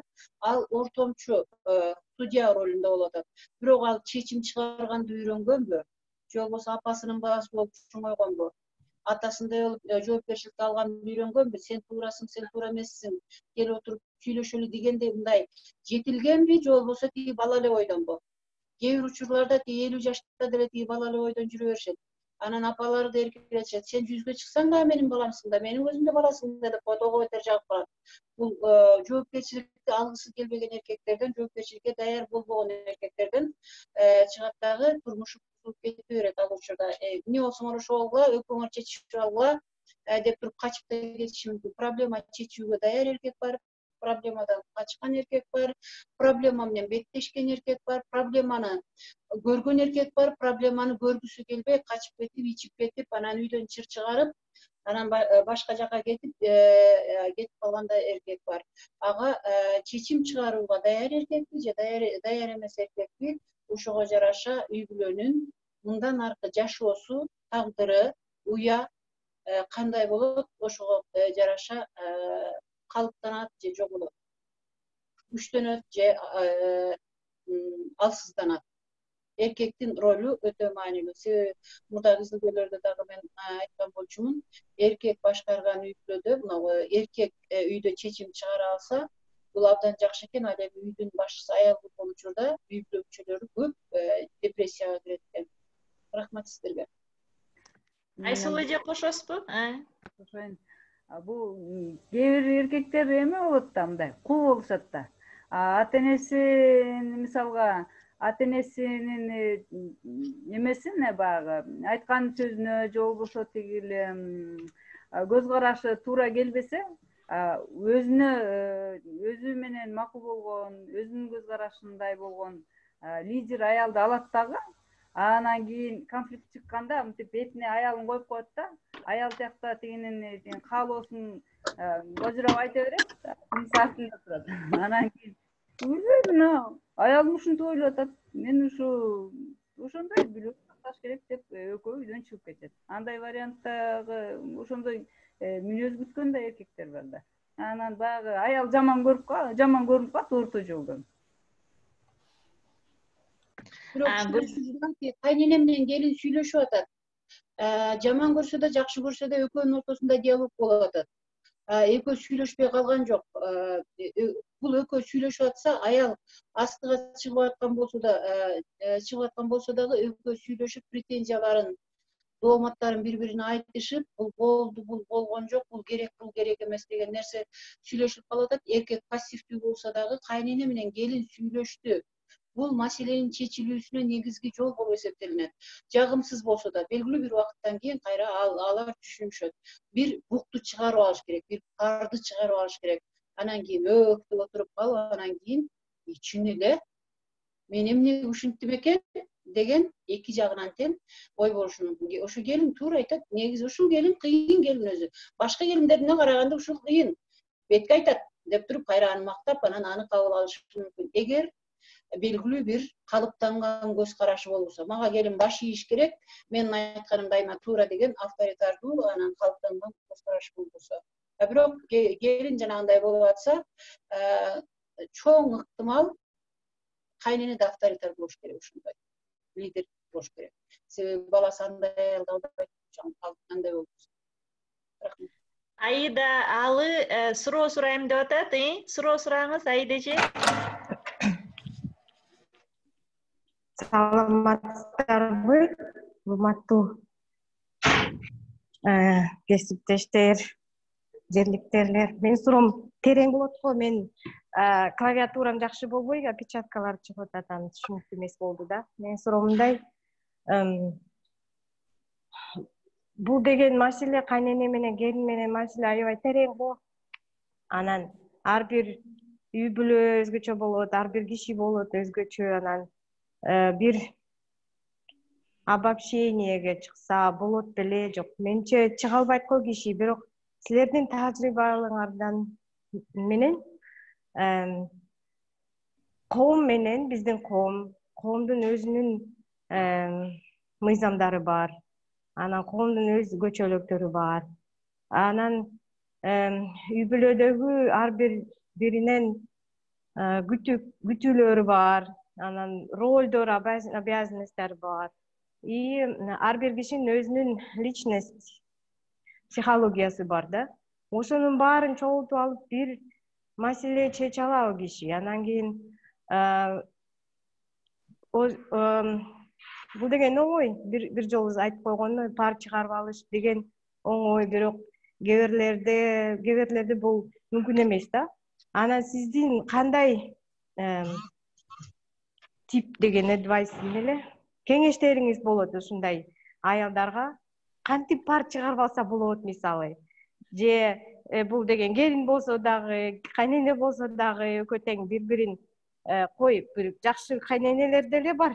Кой, мен баламдын үйүн сактайын, мен тийбейин деп, бирок парлар чогулат. Анан кантип чыгарыш мүмкүн? Келин болсо дагы күйөөсүн жакшы көрөт, кайненесин деле мүмкүн жакшы көрөт. Анан пары чогулат. Бул деген бытовой вопрос да. Анан кантип чыгарыш керек? Ушундай менин сунушум акыркы сүйлөп алайын. Сиз чогуу бир китеп жазбайсыңарбы? Айсулуу болсо мындай этнографический жагынан жазып берсе, а сиз Кадиян эже психологический жагынан түшүндүрүп берсеңиз, ошол кыргызча, кыргыз тилде, жөнөкөй тилде чыкса, бүт жерге таралса аябай сонун болот эле да. Рахмат. Рахмат. Сиз айткандай маселе өтө терең. Ар бир кишинин өзүнүн өзгөчөлүгү бар, ар бир өзүнүн өзгөчөлүгү бар.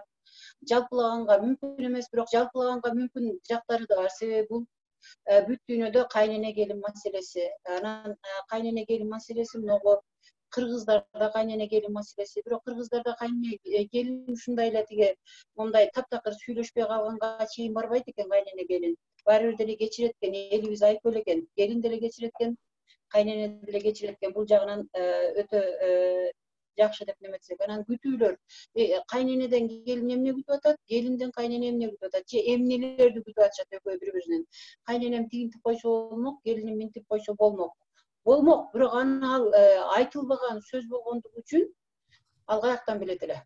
Элдин баары эле көз ачык эмес да, баардыгын сразу билип койгондой. Андан башка дагы могу парды чыгарып, кантип чыгарып алат деген. Могу кыргыздарды кантип чыгарып алат, кээде айтылбайбыз. Психологко бара албайбыз. Психолог жетиштүү эмес, аз. Коомдо көп, бирок могу Бишкекте мындай чоң шаарларда болгону менен айылдарда психолог жок. Психологдун ордуна биздин алысындарыбыз, курдаштарыбыз, сиңдилерибиз, эжелерибиз келиши мүмкүн. Аларга айтып чыгарышы мүмкүн. Арызданып алуу да жеңилдүү. Андан башка дагы душка түшүү, бул өтө маанилүү. Төшөк жайуу. Кыргыздар могу шаарда карасаңыздар, кыргыздардын гана төшөгү жайылат. Себеби энергия алмашып атат. Башка эч ким төшөк жайбайт, төшөктөрүн. Анан төшөктөрдү бул кайненем экен деп сабоо эмес. Мисалы үчүн Америкалык психологдор жазсаң кайненем мындай элестетсең жеңилдеп каласың дейт. Бул негативдүү энергия. Мен аны айтпайт элем. Просто башка кара жумуш кылып атканда ой башка нерсеге кетет дагы, ачуу тарап кетет. Окуяны башка жагынан ойлонгонго туура келет. Мисалы үчүн төшөктү сабап атып, кана кайненем бир шияка бир чаап алайынчы деген ой баары бир деле энергетикалык обмен бар. Биз энергетикалык жактан байланыштабыз. Ал сезет, айтпасак деле сезет. Бул келин мени баары бир жаман көрүп атат деп сезет. Бул сезим кала берет. Андыктан ал кайнене жөнүндө эмне үчүн ушундай болду? Мен каяктан ушундай ойго туш келдим? Эмне үчүн мен ушундай ойлоп калдым? Эмнеге мен ушундай кабыл алдым? Балким мурда да менде бир ушундай проблема болгондур. Муну мындай күчөтүп жиберген. Ушундай аябай катуу кабыл алганыма себеп болгон башка эмне бар менин мурдагы жашоомдо? Кайсы тажрыйба менен мен ушинтип алдым? Энемдин урушун алдымбы, жеңемдин урушун алдымбы, кошуналардан алдымбы, окуган китебимден көрдүмбү, же болбосо кинодон ушундай болуп калып, мен ошондой деп элестетип алдымбы? Көп учурларда биз элестетип алган нерселер аркылуу стресске киребиз да. Ушундай болуп калсачы, а вдруг момундай болуп калсачы деген нерсе менен стресске кирип калышы мүмкүн да. Ошондуктан төшөк жайып, душка кирип атып, анан кийин тазаландым деген тазалануу ритуалдарын чыгаруу, кээ бир учурда жөн гана ыйлап алуу деле ошо парды чыгарууга, өзүнчө жалгыз отуруп алып ыйлап алуу деле парды чыгарууга жетиштүү болот. Анан китеп жазуу боюнча жакшы оюңуз бар экен, абдан жакшы ой экен, аны дагы ойлонуп көрүш керек экен. Рахмат сизге. Айсулуу, сиз жооп бериңиз. Эме бул кээ бир адамдар көп жылдар бою жанындагы адам менен ажырашам деп жашашат да. Ушунусу жакпайт, ушунусу жакпайт деп. Бирок көп жылдар бою чогуу жашай беришет. Эмне үчүн жашап атканы менен өзү жооп бере албайт. Шашпасын, бир ыңгайлуу убакытты күтөбү. Анан кийин бул аябай чоң нерсе да. Эгерде тажаса, ал кандай байлап, 10 бала болсун, баары жай-жайында болсун, баары ажырашат. Эми мында Айданын суроосу да чындыгында өзү айткандай терең экен. Мунун тереңдигине албетте баягы кырдаалга жараша, анан кийин эркектин коомдогу орду, анан кийин личность деп сурап атпайбы? Бул эме ал мисалга кайсы эркек кайсы жасаган иши үчүн же эмне эмнени каалайт, эмнени күтөт, ошого жараша эркекти тандашы керекпи, же болбосо ошого такалып калат экен да.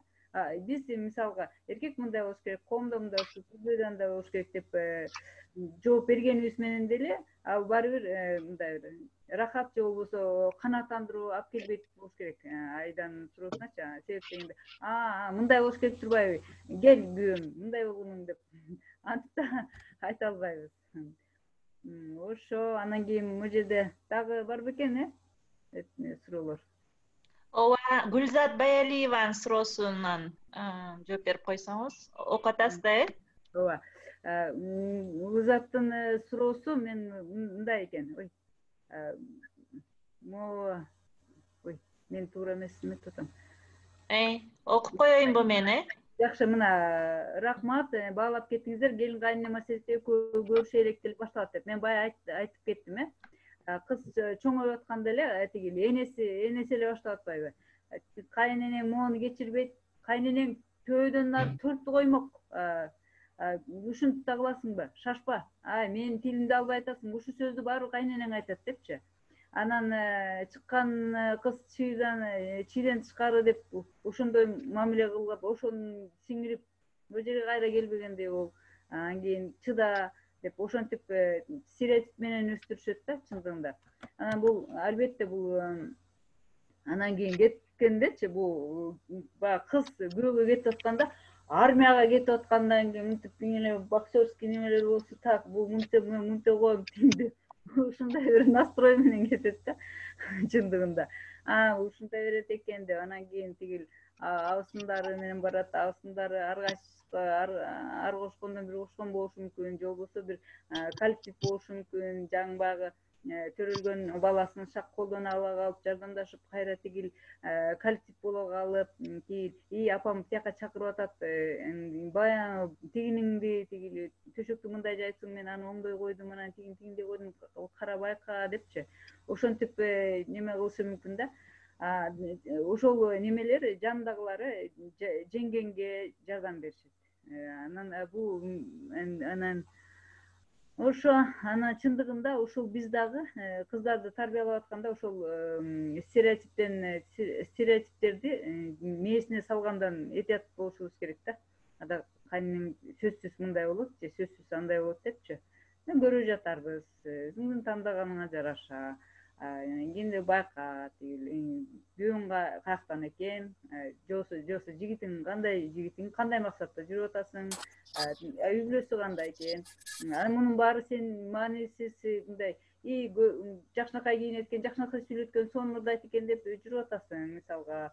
Анан кийин депчи келечегиң кандай деп элестетесиң деп ошондой суроолорду берип, келечекке олуттуу караганды кыз балага үйрөтүш керек, эркек балага деле үйрөтүш керек. Анан эмнесин ушундай кемчиликтердин кийин ошол кемчиликтери менен жашай аласыңбы деп. Мындай үй бүлөдө жашаган жакшы касиеттери менен биригүү эмес, жаман касиеттери менен дагы биригүү, умалада болуу, баягы неме пазлды салгандай болот экен да. Ошо менимче. Бактыгүл Төлөбаева суроо сурайм дейт. Мен жана келин менен кайнене деп алып аны өкүл аталарга, абысындарга создум. Азыр эми кудагыйларга созот болчумун да, ошол эле эки адамдын ортосундагы мамилесинчи. Канчалык мисалы үчүн достордун балдары үйлөнүшсө, кудалашып үйлөнгөн үй бүлөлөрдө келин кайненесинен көбүрөөк жакшылык көрөт, же келин кайненесине жакшы мамиле кылат деп айтат элеңизби?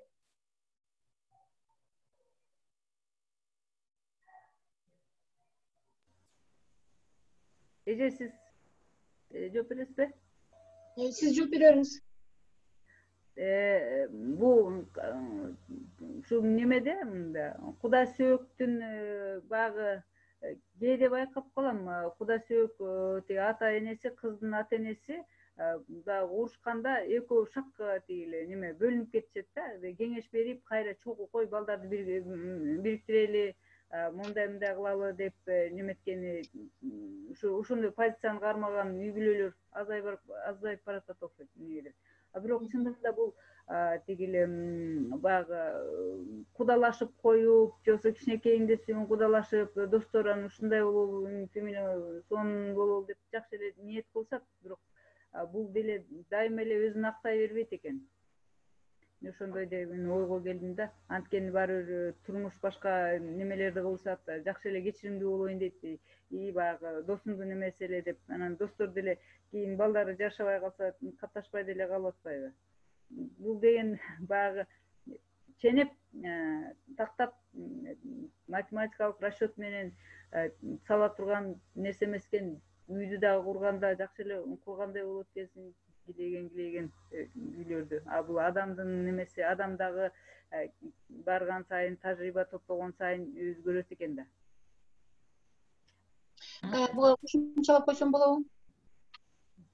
Жана куда түшүп үйлөнүү боюнча айттыңыз, Бактыгүл, ошону сурап атасызбы? Эки жак кудалашып үйлөнүү. Бул кудалашып үйлөнүү болгондо кудалар бири-бирин билип атат, таанып атат. Анан бул үй бүлө бизге ылайык деп атат, биз менен тең деп атат. Биздей карапайым, биздей бардар, биздей кедей, анан өзүбүзгө тең, же болбосо мамилебиз жакшы, сырдакана бири-бирибизди билебиз деп үйлөнүп атат.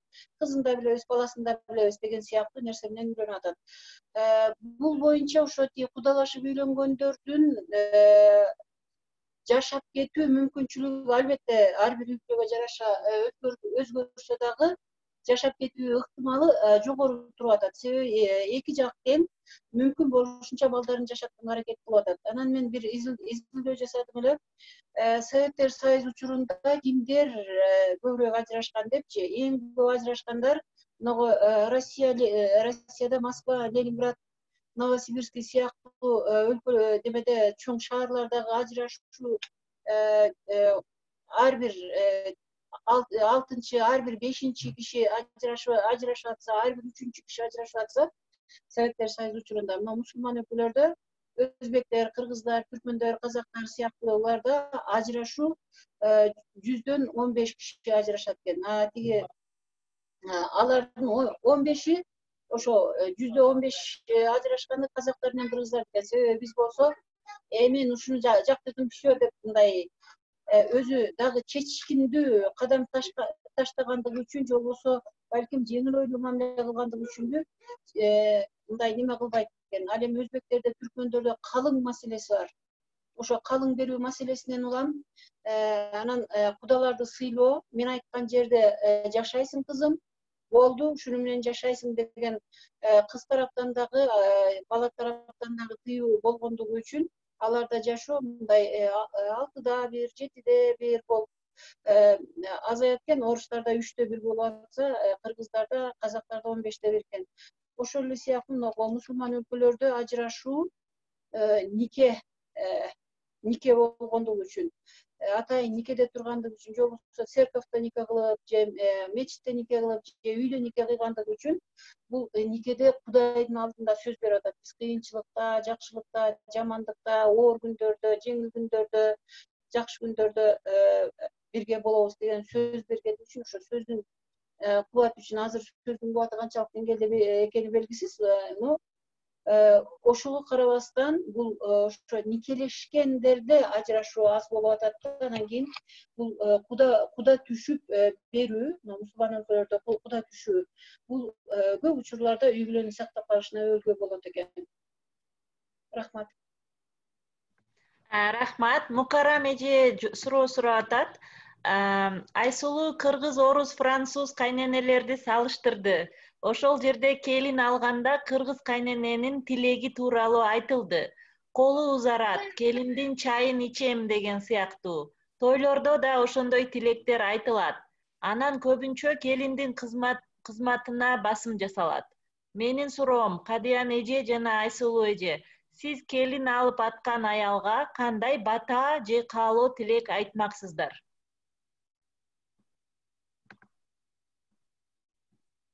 Sabır.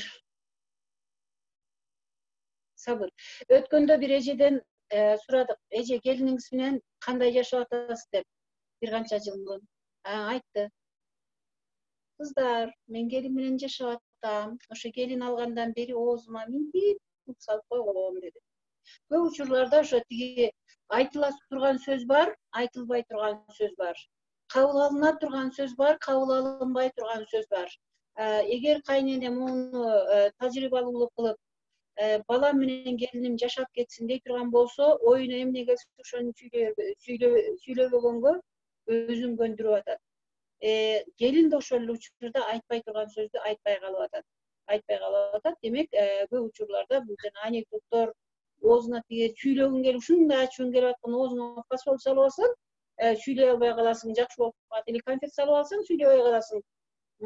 Ошондо тынч болуп калат, күйөөңдөн урушпай каласың, кайнеңден урушпай каласың деген кеңештер булар бекер жеринен чыккан жок. Демек, могул учурда сабыр, анан түшүнүүгө аракеттенүү. Себеби келин алып атканда кимди алып атат? Жанагы бүтүүсү эмне дегим келип атат да. Кызматчы алып атабы, чай куюп берген бирөөнү алып атабы, же болбосо бир үй бүлөнүн мүчөсүн алып атабы, биздин үйгө келип атат деп атабы, кабыл алып атабы ошону, башка бирөөнүн кызын, же бирөөнүн кызы келип атат деп атабы, мындай кандай калыптанган көз караш менен келин алып атат, ошону бир сыйра ойлонуш керек деп. Мен өткөндө вебинарда айттым, кайненелер мектеби деп. Кайненелер мектеби сөзсүз түрдө эле бир жандуу мектеп эмес, ушул сыяктуу массалык маалымат каражаттары аркылуу сүйлөшүү аркылуу да болсо, бул жакшы натыйжа берет деп ойлойм. Рахмат сизге. Рахмат. Эми мен айта турган болсом, баягы келин менен балага келечегине жардам бере турган гана тилектерди айтыш керек.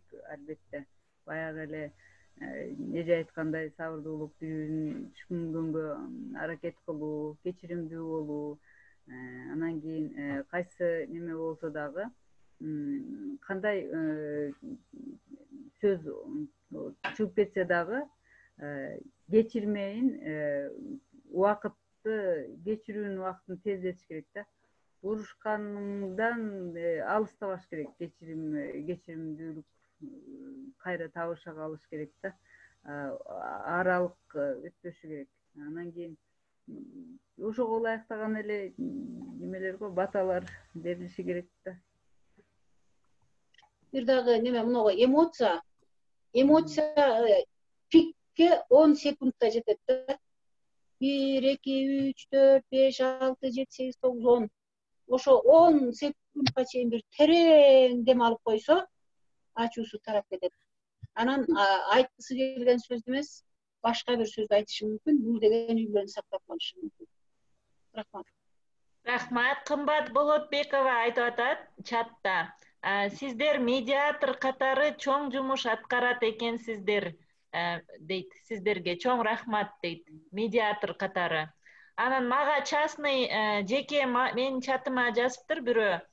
Кайнене келинин ата энеси жактырбаса, төмөн көрсө, тоготпосо, башка келиндеринин ата энеси менен салыштыра берсе, келин кандай мамиледе болуу керек, эмне кылуусу керек дейт. Бул албетте абдан оор. Анын үчүн бүт кыздын туугандарын, өзүнүн жүрүм турумун, өзүнүн билимин, ушун толук маалымат алыш керек да. Анын үчүнчү. Анан ошондо гана даана неме кылбаса, эмне себептен сырткы кебетесин чанабы, бирөө эмнелерди күттү эле тиги келинденчи, башка келиндери менен өзүнүн салыштырмасы, аны кандай нерсе менен компенсация кылса болот. Мисалга бири тамак жасаганды, укмуш тамак жасаган десе, тиги башка келин болсо укмуш жууркан тиккенди билиши керекпи. Бир өзүнүн нишасын табыш керек да, ошол кайнене келин ортосунда, ошол үй бүлөдөчү өзүнүн баягы алмашкыс нишасын табышы керек. Албетте өзүнүн жүрүм туруму дагы көп таасир берет. Баягы мен айтып кеттим го, виктимология депчи.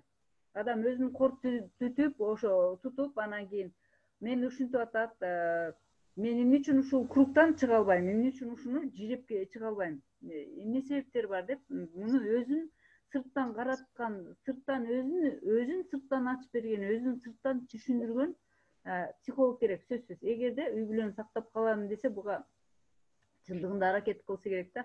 Анан психологдор дагы азыр кээ бири угуп анан отура беришет. Мен байкап, мен ар кайсы проблемалар менен баягы психологдор менен журналист катары көп неме кылып көрдүм да, сүйлөшүп көрдүм. Анан ошондо угуп атат. Ну, как вы думаете, как вы решили? Оказывается, у вас вот такой вот неме чечимге келип калсыз, өзүңүз өзүңүздү аңдай эле экенсиз деп коет. Анан ошол жерин билиш керек да. Муну аябай жакшы таразалаш керек. Анан кийин өзүн ачыш керек. Балким баягы бир проблема экинчи бир ийгиликтин тепкичи болушу мүмкүн да. ошол ийгиликтин тепкичин кайсы жака буруш керек? Мындан ары бул жакшы жакка айлантыш үчүн келин болуу, үй бүлө күтүү деген бул дагы баягы ташты алтынга айланта турган касиет учурга келген мезгил да. Ушул жагын карап көрүш керек экен. Ал чындыгында бул аябай кыйчалышта турган киши окшойт да, ушу суроосуна карагандачы. Бир нерсе айта кетсем болобу? Мына Сонумбү Кадырова деген акын бар. Ошол бир жолкусунда ыр жазыптыр. Баласы 15 жашка чыкканда, 18 жашка чыкканда апа девушка менен таанышыңызчы деп кызын сүйлөшкөн кызын алып келиптир. Ошого кардап жазган ыр экен да. Балам сүйгөн кызымы тааныштырам деди, сенин сүйгөн кызыңан кагылайын деп кагылайын, сенден кагылайын, сенин сүйгөн кызыңан кагылайын деген ушунчалык бир энелик мээрим менен жазган экен. Ушунчалык жакты ошол ырды кайра таба албай жүрөм. Мисалы үчүн ушул жагын алып караганда бүлө келип атат, кайненелер келинден кемчилик издөө эмес, ал албетте кызынын ордуна тура албайт, кызындай болбойт. Бирок келиндин жакшы тарабын көргөнгө аракет кылса эле маселеси чечилет. Ошого аракет кылганга, сабырдуу болгонго мен үндөйт элем. Рахмат сиздерге. Рахмат. Мына 2 саат болуп атат. Баштаганыбызга бул аябай терең жана маанилүү тема болгондуктан суроолор да аябай көп берилип атат. Урматтуу катышуучулар, суроолоруңар болсо акыркы бир суроону алсак же комментарий. Эгер болбосо, анда бая бир кыргыздарда оймо бар эмеспи, шырдакта көп мындай эки жакты карап турган мындай оймо. Ошону айтышат го, кайнене келин оймосу деп. Ошо оймонун аты бар да. Аты кайнене келин эки жакты карап турат постоянно депчи. Экөө бири-бирин карабайт деп ушундай бар экен да семиотикасында. Илгертен калган кайнене келин оймосу деп коет экен анын аталышы. Анын сыңарындай биз ар түрдүүбүз, ар түрдүү характерлери бар, баалуулуктары бар. Бирок ошого карабай дайыма бири-бирин караганга аракет кылышсын кайнене келин ымалада жашаганга. Чоң рахмат. Анда эмесе микрофондоруңузду жандырып, эме спикерлерге кол чаап рахмат айтып койсок. Чоң рахмат. Чоң рахмат. Урматтуу катышуучулар, мен бир кулактандыруу айтып кетсем, эртең 4 июнда кечки саат 5-те балдар жана ата-эне лабораториябыздын кезектеги вебинары болмокчу. Ал баланын коопсуздугу жана жыныстык тарбия тууралуу болмокчу. Гүлмира Алдакеева спикер. Мукарамже, Гүлмира Германиядан чыгабы бизге? Ооба, Германиядан чыгат. Гүлмира Германиядан чыгат. Бул тууралуу көп изилдөөлөрдү жүргүзгөн, илимий изилдөөлөрдү жүргүзгөн эксперт. Эртең баарыңыздарды күтөбүз. Анда эмесе аман туруңуздар, биздин вебинарларга тааныштарыңызды, кесиптештериңизди алып келиңиздер. YouTube каналыбызга жазылыңыздар. Бүгүнкү вебинардын да видеозаписи YouTube каналыбызга чыгат. Сиздерге чоң рахмат. Дайыма тынччылык болсун, аманчылык болсун. Чоң рахмат. Рахмат сиздерге дагы.